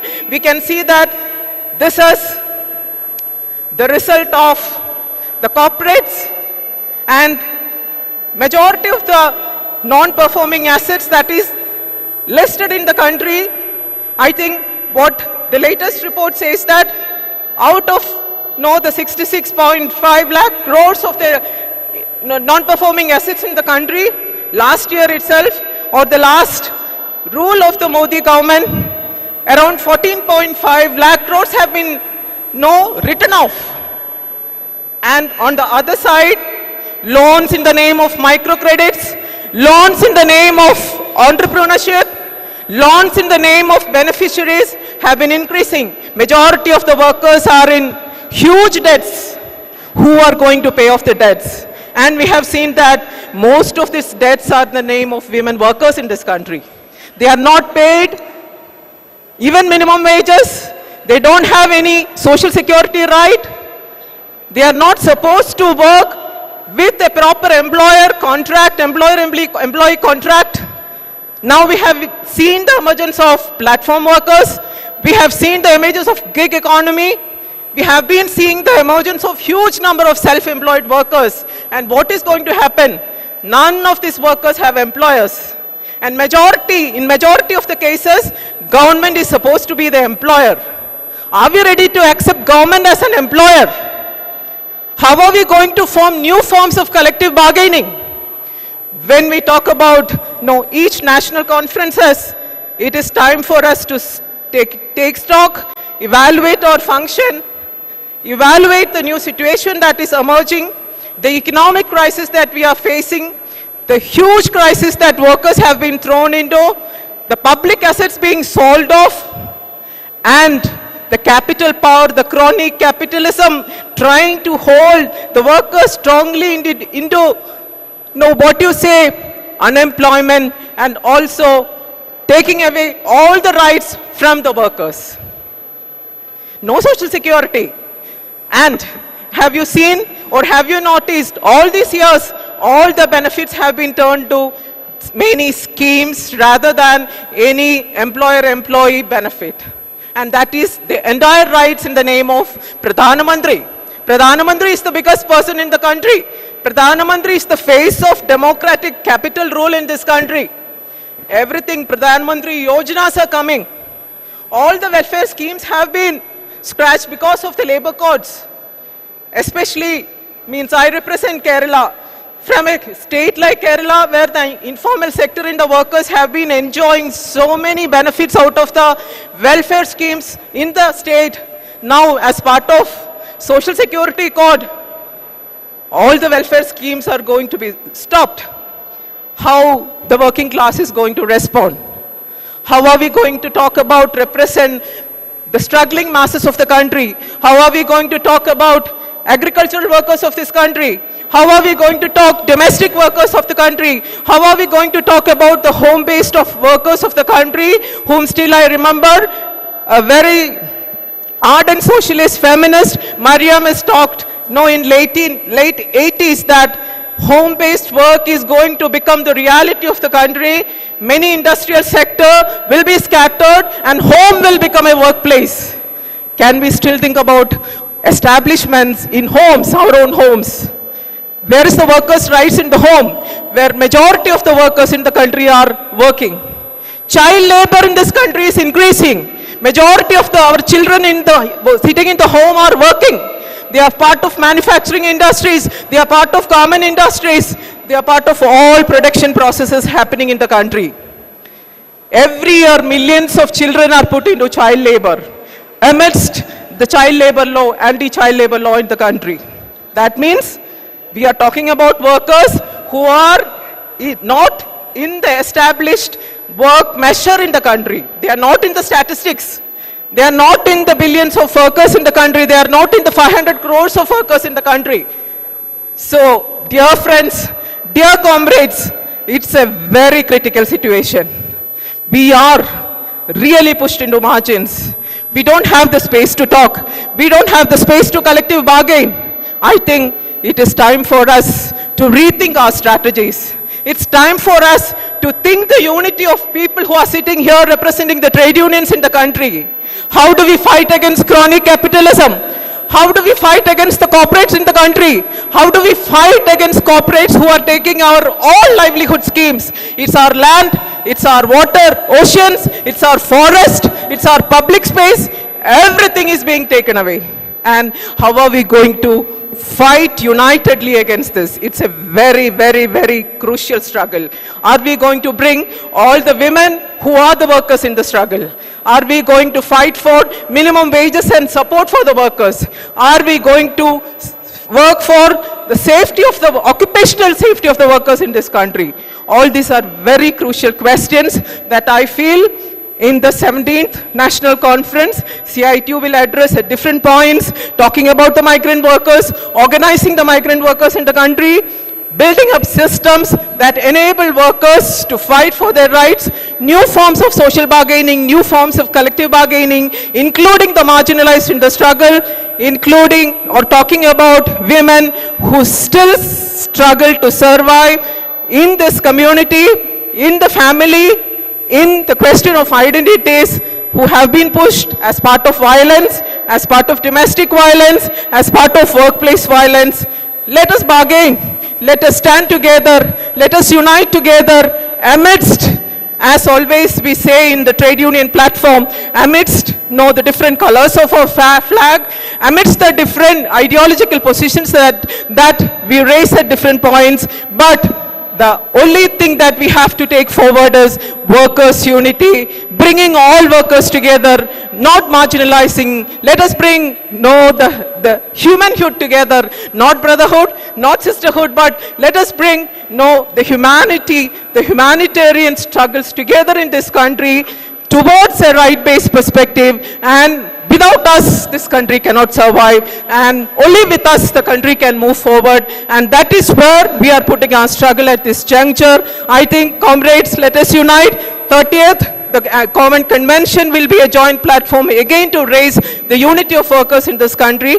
Thank you so much, and bringing all greetings and all comradeship and also unity amongst all the trade unions in the country. And just one more thing that I would like to say, that we are going to face another big event. We have been seeing that India is going to host G20 this year, and it has already started. And the government is trying to again disperse the workers in the name of Labour 20, L20. They are trying to disperse the workers in the country. They are trying to break the unity of the workers in terms of L20. But all of us have stood together and say, we will be together against the government. Whatever they try to diverse us or divide us, we will be together and we will stand together with the workers' interest in the country. Thank you so much. Once again, long live worker struggle, Zindabad.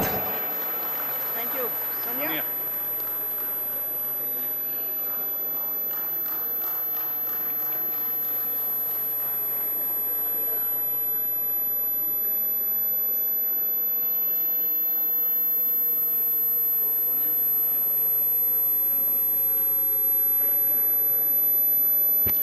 Now I request Comrade Clifton, National Secretary of AICCTU, to greet the conference.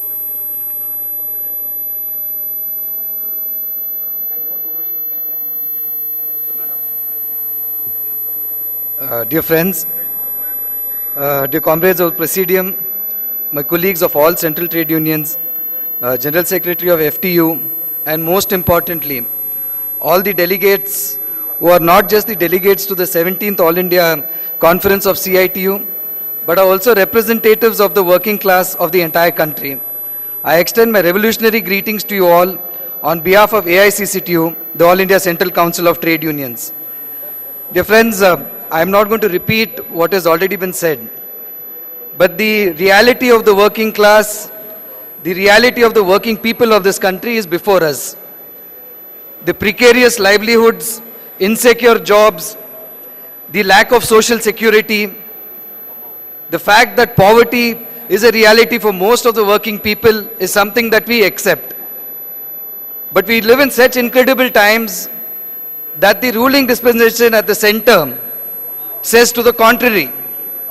It says that everything is fine, everything is going well in this country, everyone is enjoying. There may be some problems here and there, but that is something that can be sorted out. I think this is the kind of paradoxical kind of situation that we live today.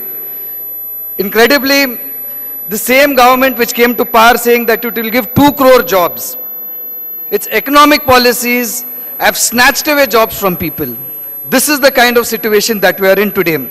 And some of our friends were also talking about the kind of policies that are resulting in the concentration of wealth in the hands of a few corporates. Today, everything is up for sale in this country. Various names are given to it. Make in India, National Monetization Pipeline, National Land Monetization Pipeline. But the sum and substance of all of this is systematic privatization and handing over of the infrastructure and wealth of the country like land, railways, roads, minerals and natural resources to the corporates. Every policy is in favor of the corporates. Demonetization, GST, tax rebates, tax holidays, corporate write-offs, loan waivers, etc., etc. These are some of the innumerable policies of the Modi government which are to service corporates.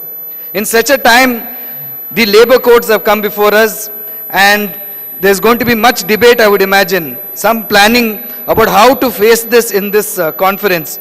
But I'd like to remind one thing, that even before the labor codes came, previous regimes, they had 2 strategies to deny rights to workers despite the existence of these laws. The first was their dedication to the new economic policy. Their dedication to the capitalist economic model resulted in the non-implementation of most of these laws. So even if we talk about the Minimum Wage Act of 1948, the fact remains is that it is not implemented in a majority of the people. The second is the assault of the judiciary. The judiciary has interpreted labor laws so as to whittle away whatever labor protection the workers had. And today, in the form of the labor codes, what we have is not just amendments. This is a dismantling of the labor protections that the workers enjoyed till now. For instance, trade union rights, particularly the right to strike, is snatched away. Registration of trade unions is made cumbersome. Penal provisions for labor right violations are diluted. In fact, contract labor, which is nothing but modern-day slavery, is encoded in the law, is given legal sanction by the codes. The I would also like to remind our friends here that the Labour conference was held in August at Tirupati, where Labour ministers and Labour officials attended this. Remarkably, there was not a single Labour representative that was there at this meeting. And in this conference, Mr. Narendra Modi, he gave the inaugural speech in which, of course, he promoted and he tried to build a political consensus for these labour codes. These labour codes, in effect, they represent a blatant defense of capital by the Modi government and the contempt that it has for the workers and the working classes. I'd also like to add one more point, that there is a criminalization of working class struggles that is happening which we cannot turn our eyes to. We remember that when the lockdown was declared, migrant workers in Surat went on a strike. They protested saying they wanted to go to their houses. In the middle of this lockdown, the Modi government did not stop to lathi charge them, tear gas them, arrest them and throw them into jail. We know the experience of the contract workers in Reliance Energy Mumbai who were fighting against contractualization and they were slapped with UAPA and thrown into jail. We also find that the police and the courts are being used as tools for prohibiting working class struggles, protests and strikes. Injunctions are passed by courts against terminated workers from carrying out peaceful sit-ins at the gates of factories. Criminal cases are filed against union leaders for protests against exploitation by the managements. With the coming of the new labour codes, the union government has made it clear that not only does it intend to destroy all the basic rights of the workers, but it will unleash its brutal force against the working class struggles. The open defense of capital by the Modi government is not merely a quid pro quo offered to the corporates for fund-rolling the BJP's election campaigns, but derives from an ideology that is inherently anti-worker. At its core, Hindutva or Hindutva fascism has sheer contempt for workers as rights-bearing, militant organized section demanding their rights, demanding their dues. On the contrary, it patronizes a relationship between the employers and the workers premised on gratitude, servility and subservience, which is encoded into law in the form of the labour codes. The neoliberal economic agenda and the resultant destitution of the working people has provided a base for fascist and authoritarian regimes to come to power across the world. In this overall global climate of rise in reactionary bourgeois regimes, in India, Hindutva returns in the unconditional defense of a crisis-ridden capitalism. Indeed, informalization of labor and poverty coupled with communal rights in previous decades and a fascist ideological onslaught now makes working people a prey to these political influences. This is to blunt the revolutionary potential of the working class and simultaneously to manufacture a consent for Hindutva. The neoliberal project necessarily requires the crushing of the organizing and fighting capacity of the working class and their trade unions. This has now coalesced with Hindutva, an ideology that eschews a class-conscious, militant working class. However, the working class has a history and a subjective necessity to fight this assault. During the Indian freedom struggle, workers repeatedly rebuffed divisive communal politics and stood united to deliver spirited blows to the colonial powers. Even a fascist Nazi rule of Hitler faced a spirited fight from the working class within Germany. Today we find numerous instances of militant struggles even in our own country. The scheme workers, whether it is the ASHA workers, Anganwadi workers, midday meal workers, have been waging a brave battle in their demands. Sanitation workers have also been raging their struggles across the country, particularly in Karnataka. And here I must say that Friends of CITU along with AICCTU have waged a very strong struggle for the rights of Safai Karamcharis and have succeeded to the extent that now government has decided that all the Safai Karamcharis in the state of Karnataka working in the urban local bodies will be regularized.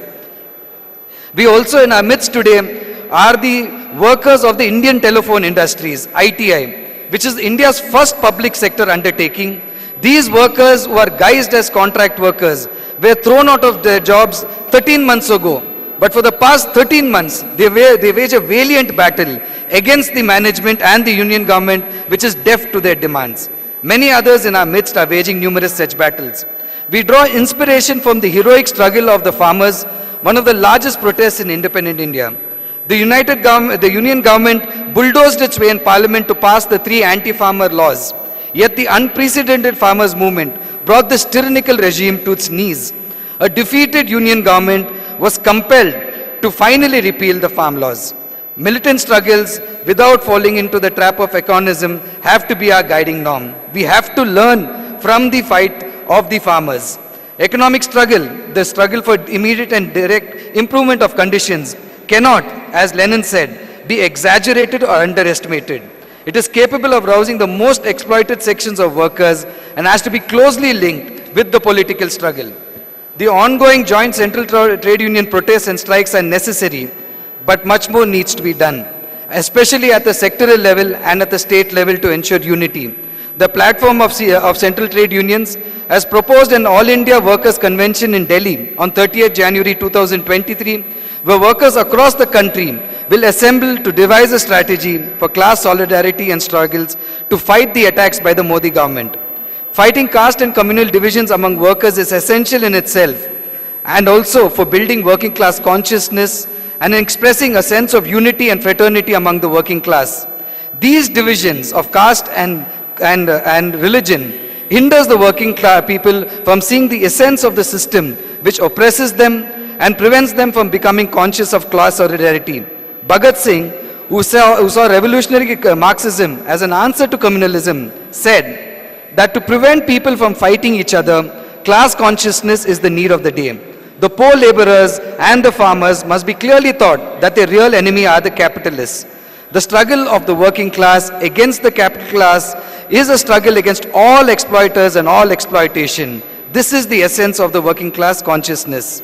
We see several spontaneous outbursts of workers across the country. In Karnataka, we saw it when garment workers protested against the PF amendment, and more recently, when the workers in Vistron and in Kolar had to struggle for their wages. These spontaneous struggles reveal the challenge before the organized trade unions to build the working class organizations and struggles against all sections of workers, organized or unorganized. The task today is to revive the militancy of the trade union struggles and to build a working class consciousness that inspires them to fight for their emancipation from the clutches of the ruling classes and their cruel exploitation. I, on behalf of AICCTU, once again greet the 17th All India Conference of CITO a grand success. Inqilab Zindabad.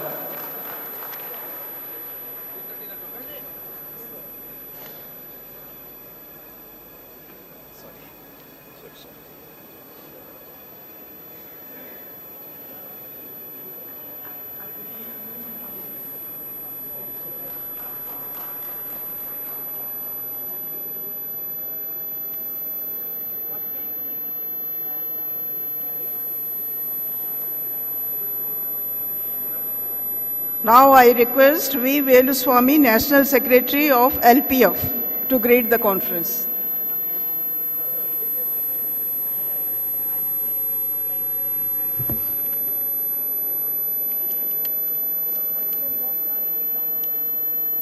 Respected Chairperson of this 17th Conference of CITU, Comrade K. Hemlata, National President, CITU, the General Secretary of CITU, Comrade Tapan Sen, ex-MP, office bearers of CITU, the veteran trade union leaders who have made their valuable presence on the dais, and the comrades who have come all the way from different parts of this country, and my dear brothers and sisters. At the outset, I would like to thank the organizers of this conference, particularly Comrade Tapan Sen, for extending invitation to LPF to join this mega event. In fact, Comrade M. Shanmugam, Honorable Member of Parliament, who represents the working class at the Indian Parliament, and the General Secretary of LPF, is supposed to attend this conference, but his health condition does not allow to do so, and hence, based on his directives, I am standing in front of you, comrades. Comrades, I came to Bangalore to convey the best wishes of LPF to all of you. I came here with the heartfelt wishes of my General Secretary, Comrade M. Shanmugam, MP. Dear comrades, LPF and CITU have coincidence that LPF was founded on 1st May 1970 at Chennai, whereas the CITU was formed in the same month and the same year at Calcutta, but the date was little bit later, that is 30th May 1970. Since then, we have been working together for the cause of the working class and downtrodden people. I am very proud to see all the Central Trade Union leaders in one platform. The unified actions and united struggles could be seen for the more than 1 decade. Dear comrades, you are aware that the situation became very worst since from 2014, when Narendra Modi-led BJP government came to power. Common people of this great country have completely relied upon the promises of Narendra Modi and voted BJP to power. But nothing has happened as they promised. He assured employment for 2 crores youths. But what happened? In reality, 4.5 crores workers have lost their jobs. Demonetization and GST have caused irreparable and irrecoverable damage to the Indian economy. Comrade Amarjit Gaur, during her speech, mentioned about the tax. I have seen a cartoon in the newspaper. One self-employed youth who is running a shop says, "This shop is mine. This capital is also mine.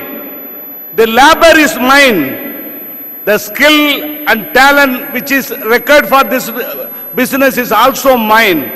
With great difficulty, after spending all the expenses, I could earn only 10% profit." Whereas the government, without doing any help or without making any contribution, is able to earn 28% GST and 25% income tax, total 53%. The employee who has put all his efforts could earn only 10%, whereas the government is able to earn 53%. So that is why the young youth started asking and started making a plea to the government that please take my 10% profit and give me the 53% tax to me. I am of the opinion that he is right. Dear comrades, this present government do not find time to think about the farmers. They don't have time to think about the working class. They don't have time to think about the women. They don't have time to think about the students' welfare, but always have great concern on corporate giants like Ambani's and Adani's. This present government shows least importance to working class. I am sorry, I should say it does not show any importance on the working class. For example, I would like to point out that the Indian Labour Conference, which has been considered as Parliament of Working Community, was supposed to convene every year to discuss the issues of workers. But what happened? Since 2015, the ILC has not been convened by the present BJP government. It does not mean that there is no issue of workers in the country. Government did not bother on our issues. If the dialogue takes place, there is a chance to discuss on our burning issues and try to resolve it. That is why now every sector of people in the country are in the war path. Modi-led BJP government has done nothing other than merger of this labor laws in the name of reforms, which turned out to be nothing but an attempt to completely dilute labor laws and make them employer friendly. Without proper consultation with the trade unions, without proper discussion in the parliament. The bills were passed just within few minutes because of their brutal majority.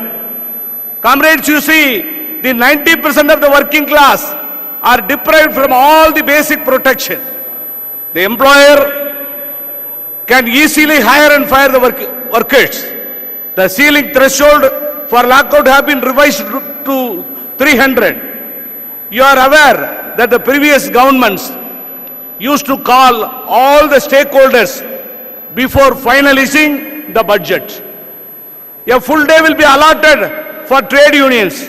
Likewise, another full day will be scheduled for employers, farmers, industrialists, etc.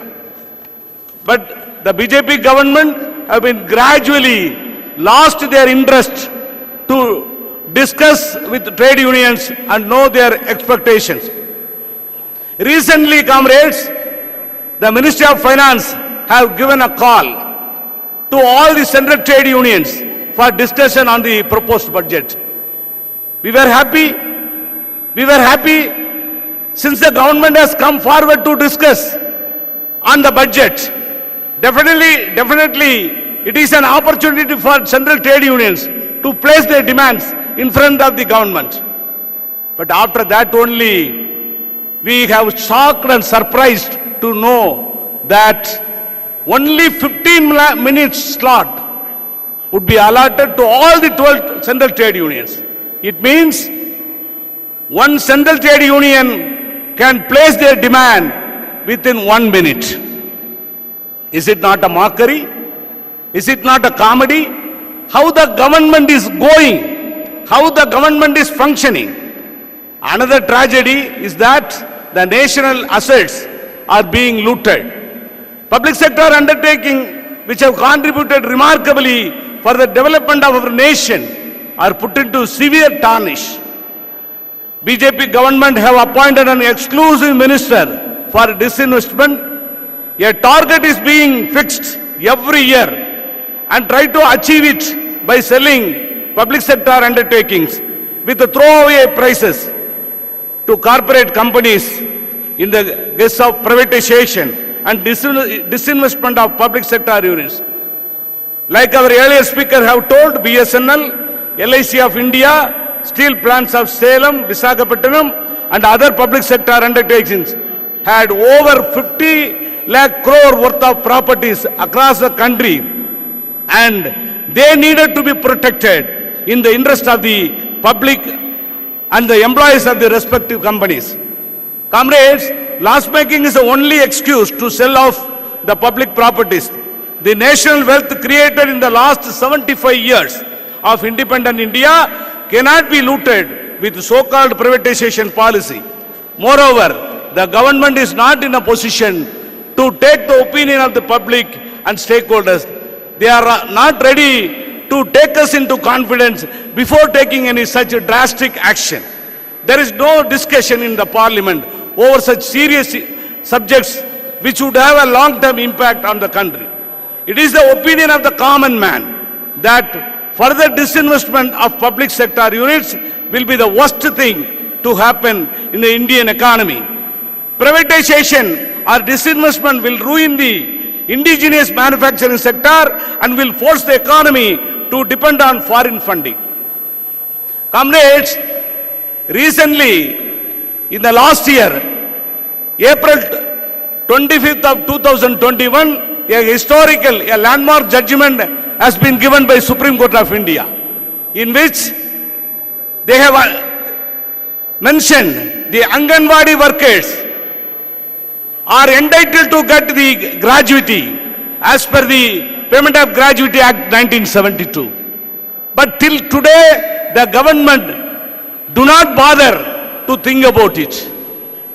So government do not bother about any sector of people. BJP government have not bothered to found a single industry during their 10 years regime, but successfully collapsed and closing many industries. They have corporatized 220 years old ordnance factories where I was working and superannuated despite the strong protest of the defense employees. though it leads to danger to the security of the nation, the government did not yield to the demand of the defense workers. There were no monetary demands placed before the government by the trade unions. The only demand what we have placed in front of the government was save the defense industry, save the national security. But it could not reach the deaf ears of BJP government. When the defense workers issued strike notice against the retrograde move of the present government, it has invoked EDSA, Essential Defense Services Act 2021, which is worse than the then Rowlatt Act by which strike have been banned. The farmers of this country, subcontinent, have proved that this government could be made to bow down. The year-long historical agitation at the borders of the capital Delhi have shaken the great Modi ji. Many farmers have lost their lives. Their sacrifice will not go into vain. We take the lesson from their struggle. We will play our constructive role in the forthcoming elections and see that this useless government is thrown out of power. We have to strengthen our unity further, and unified struggle should continue. I hope that a crystal clear roadmap would be made on the conclusion day of this conference, that is on 22nd of this month, and I assure you that a joint effort would be made to succeed our genuine demands. I once again extend my hearty wishes to all of you for a grand success of this conference and will remain forever as historical one. Inqulab Jindabad, Workers' Unity Jindabad. Thank you, comrades.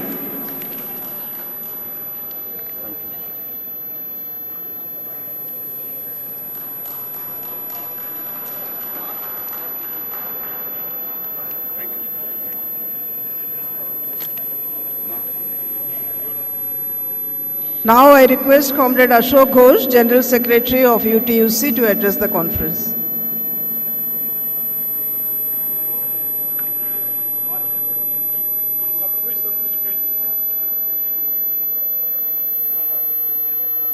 Hey, whose phone is this?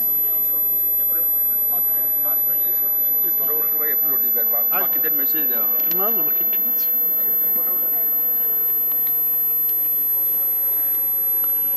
आदरणीय अध्यक्ष जी, विश्व trade union federation के महासचिव महोदय जी, हमारे केंद्रीय trade union संगठन की आदरणीय नेतागण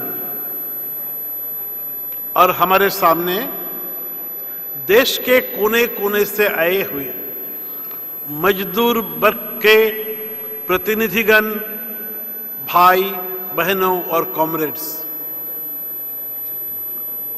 CITU के ये महत्वपूर्ण सम्मेलन में मुझे भाग लेने का मौका मिला। इसीलिए CITU केंद्रीय नेतृत्व को भी एक दफे हार्दिक बधाई। UTUC के ओर से आप सबको मेरे दिल के अंदर से हार्दिक बधाई। लाल सलाम कॉमरेड। देखिए कॉमरेड, ये कोई भाषण की जरूरत है नहीं। देश खतरा में गिर गया, एकदम खतरा में गिर गया। आर्थिक क्षेत्रों में खतरा पैदा हो गया, सामाजिक क्षेत्रों में भी खतरा पैदा हो गया, राजनीतिक क्षेत्रों में तो जरूर खतरा पैदा हो गया और इसको बदलना पड़ेगा, इसको बदलना पड़ेगा। और बदलने के लिए मजदूर वर्ग के सामने एक रास्ता है, एक ही रास्ता है, लड़ाई का रास्ता। हमारे देश में आजादी के अमृत महोत्सव चल रहा। 1947 से 2022 75 साल हमने बिता दिया। 75 साल देश बिता दिया, आजादी का अमृत महोत्सव चल रहा। लेकिन 2014 के बाद, 2014 के लोकसभा चुनाव के बाद सत्ता पे जो आया, जो सरकार पैदा हुआ, सत्ता पे आया, वो सरकार देश को टुकड़े टुकड़े कर दिया, एकदम टुकड़े टुकड़े। जात पात के विरोध, आदमी के अंदर, आम आदमी के अंदर एक भेदभाव पैदा कर दिया। जात पात के विरोध में हमारे ट्रेड यूनियन आंदोलन की भी समस्या पैदा हो गया। सरकार सत्ता पे आने के बाद ही सबसे बड़ा खतरनाक सिद्धांत लिया, नोटबंदी। एकदम नोटबंदी कर दिया, नोटबंदी। किसको फायदा हुआ? अब रिजर्व बैंक से जो हिसाब मिला, नोटबंदी के बाद सबसे नाफा हुआ भारतीय पूंजीपति वर्ग को, मजदूर वर्ग के नहीं, मजदूर के लिए नहीं। मजदूर के लिए नुकसान, नुकसान, नुकसान। मजदूर वर्ग के लिए भूखमरी। लेकिन अचानक नोटबंदी कर दिया। दूसरा खतरा पैदा हो गया देश के सामने, जब सरकार, प्रधानमंत्री जी एक दिन अचानक घोषणा कर दिया,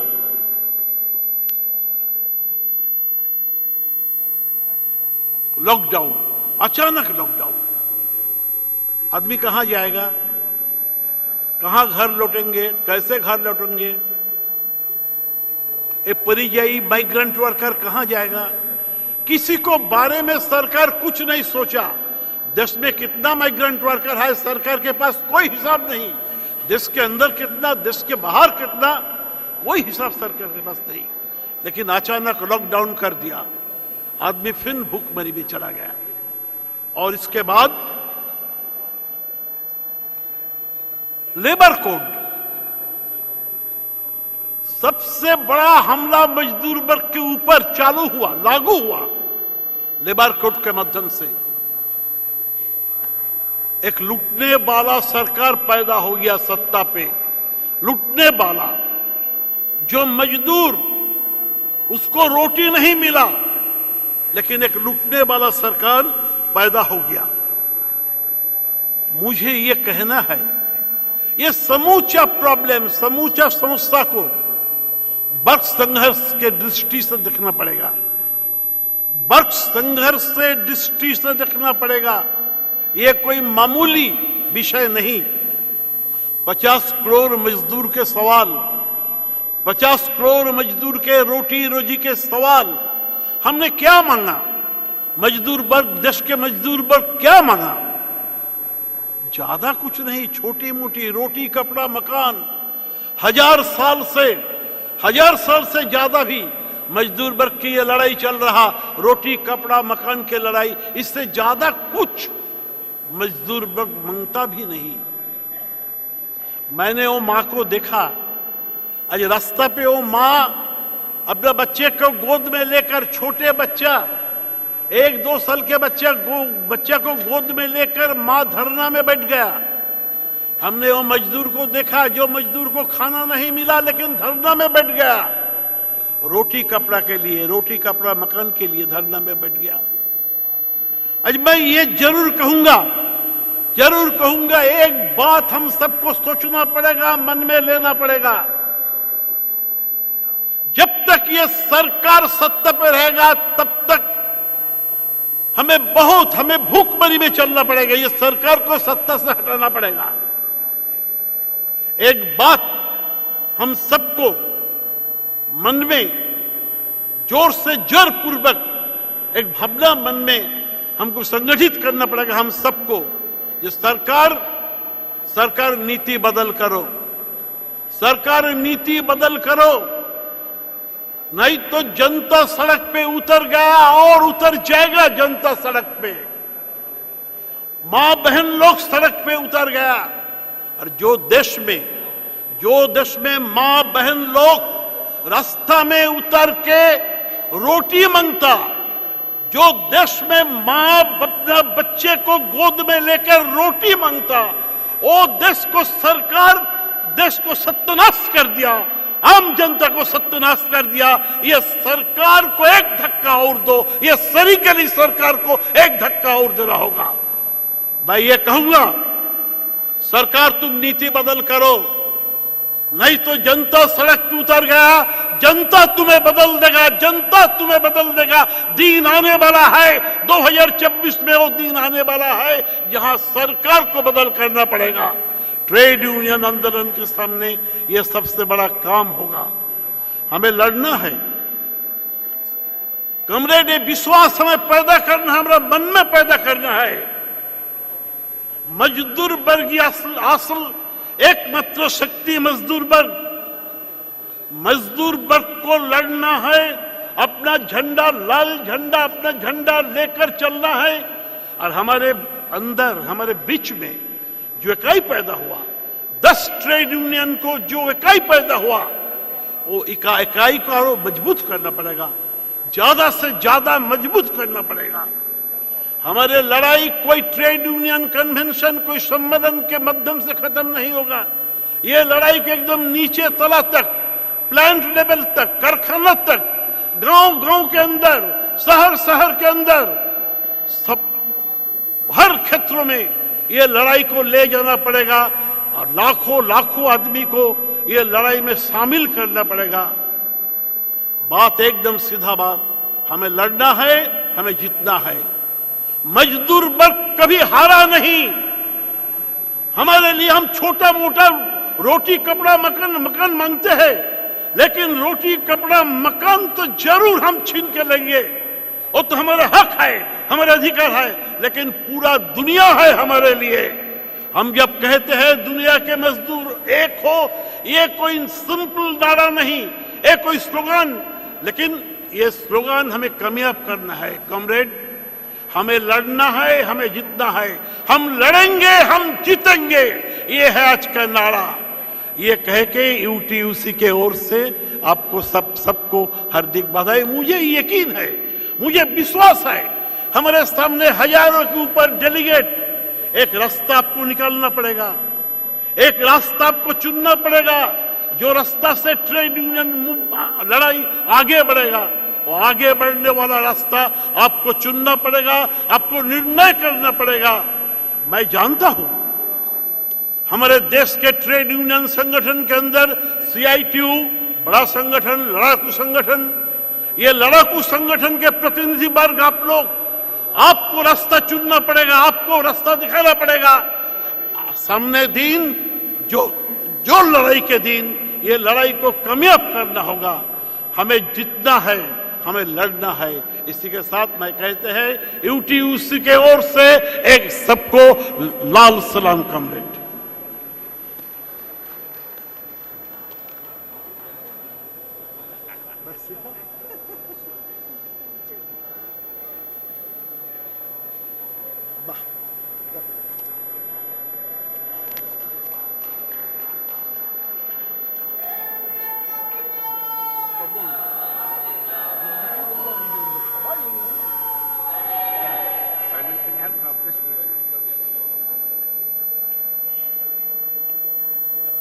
Comrades, now the General Secretary of the Reception Committee, National Secretary and also General Secretary of the Karnataka State Committee of CITU, Comrade Meenakshi Sundaram, will propose the vote of thanks. Comrades, it's a time to thank our beloved guests and invitees, fraternal trade union leaders. First of all, I want to thank Comrade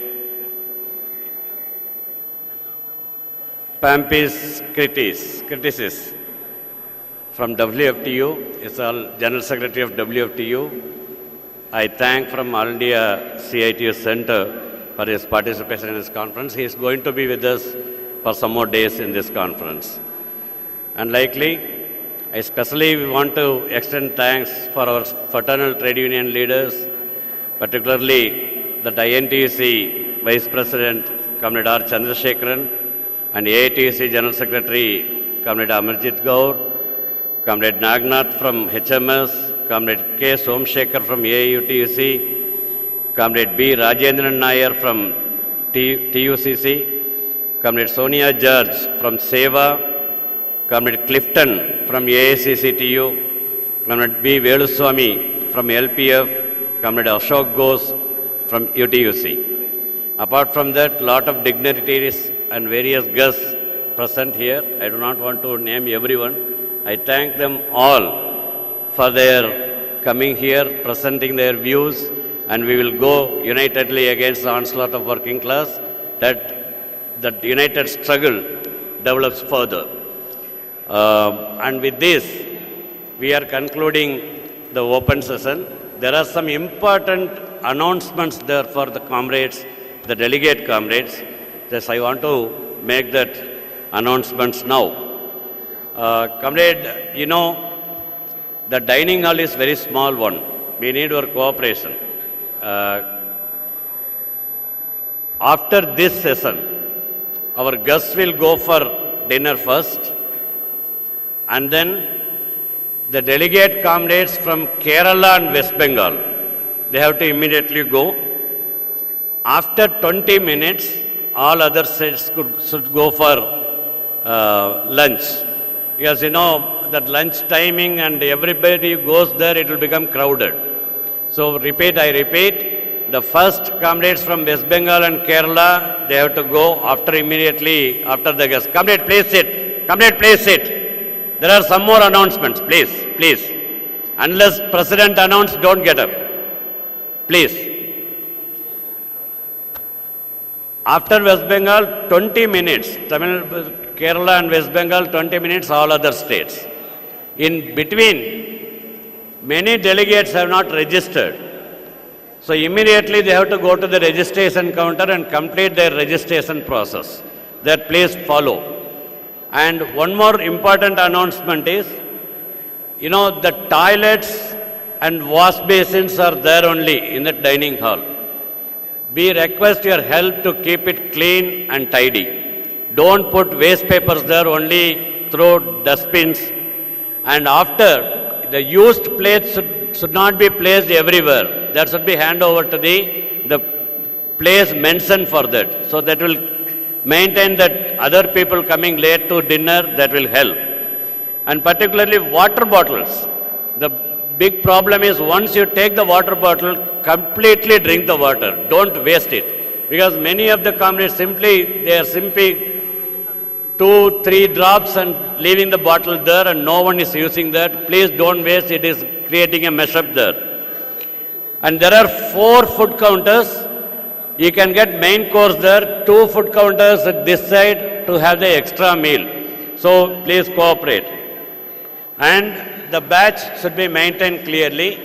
And comrades from Karnataka, all volunteer comrades, Dayamadi Keliskolli, volunteer comrades ಎಲ್ಲರೂ ಕೂಡ 2:30ಗೆ ಊಟಕ್ಕೆ ಹೋಗಬೇಕು. ಅದಕ್ಕೆ ಮೊದಲು ಯಾರೂ ಹೋಗಬಾರದು.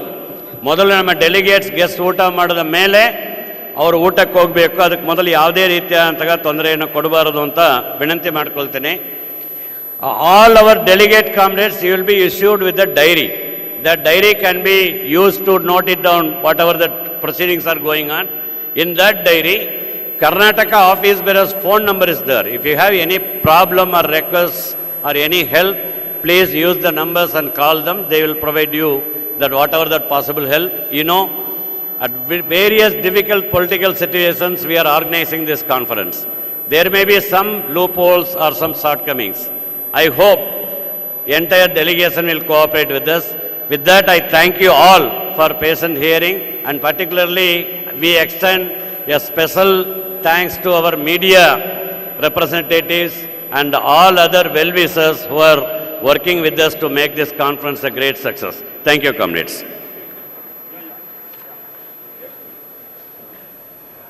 Comrades, please sit. First of all, I thank you all, really, for the very patient hearing without even a tea break. So before concluding this session, and going for lunch. There are a few announcements. Those comrades who have not registered, please register whenever it is convenient during this lunch break. And also another announcement, the West Bengal comrades, they have to meet after lunch. The West Bengal comrades will go for lunch in the first part. So after that at 2:30, they are requested to meet on the left side of this munch. Then those who have brought cars and vehicles, please don't park in front of the exhibition stalls. So now we'll go break for lunch and we'll start the session at 3:15 p.m. Exactly by 3:15 p.m., all the delegates are requested to be present in their seats in the hall. Okay, comrades, now we'll break for lunch. Thank you. West Bengal comrades are requested to come within 2:30, not 3 p.m. 3 p.m. this session will start. Within 2:30, please come all the delegates of West Bengal in front of this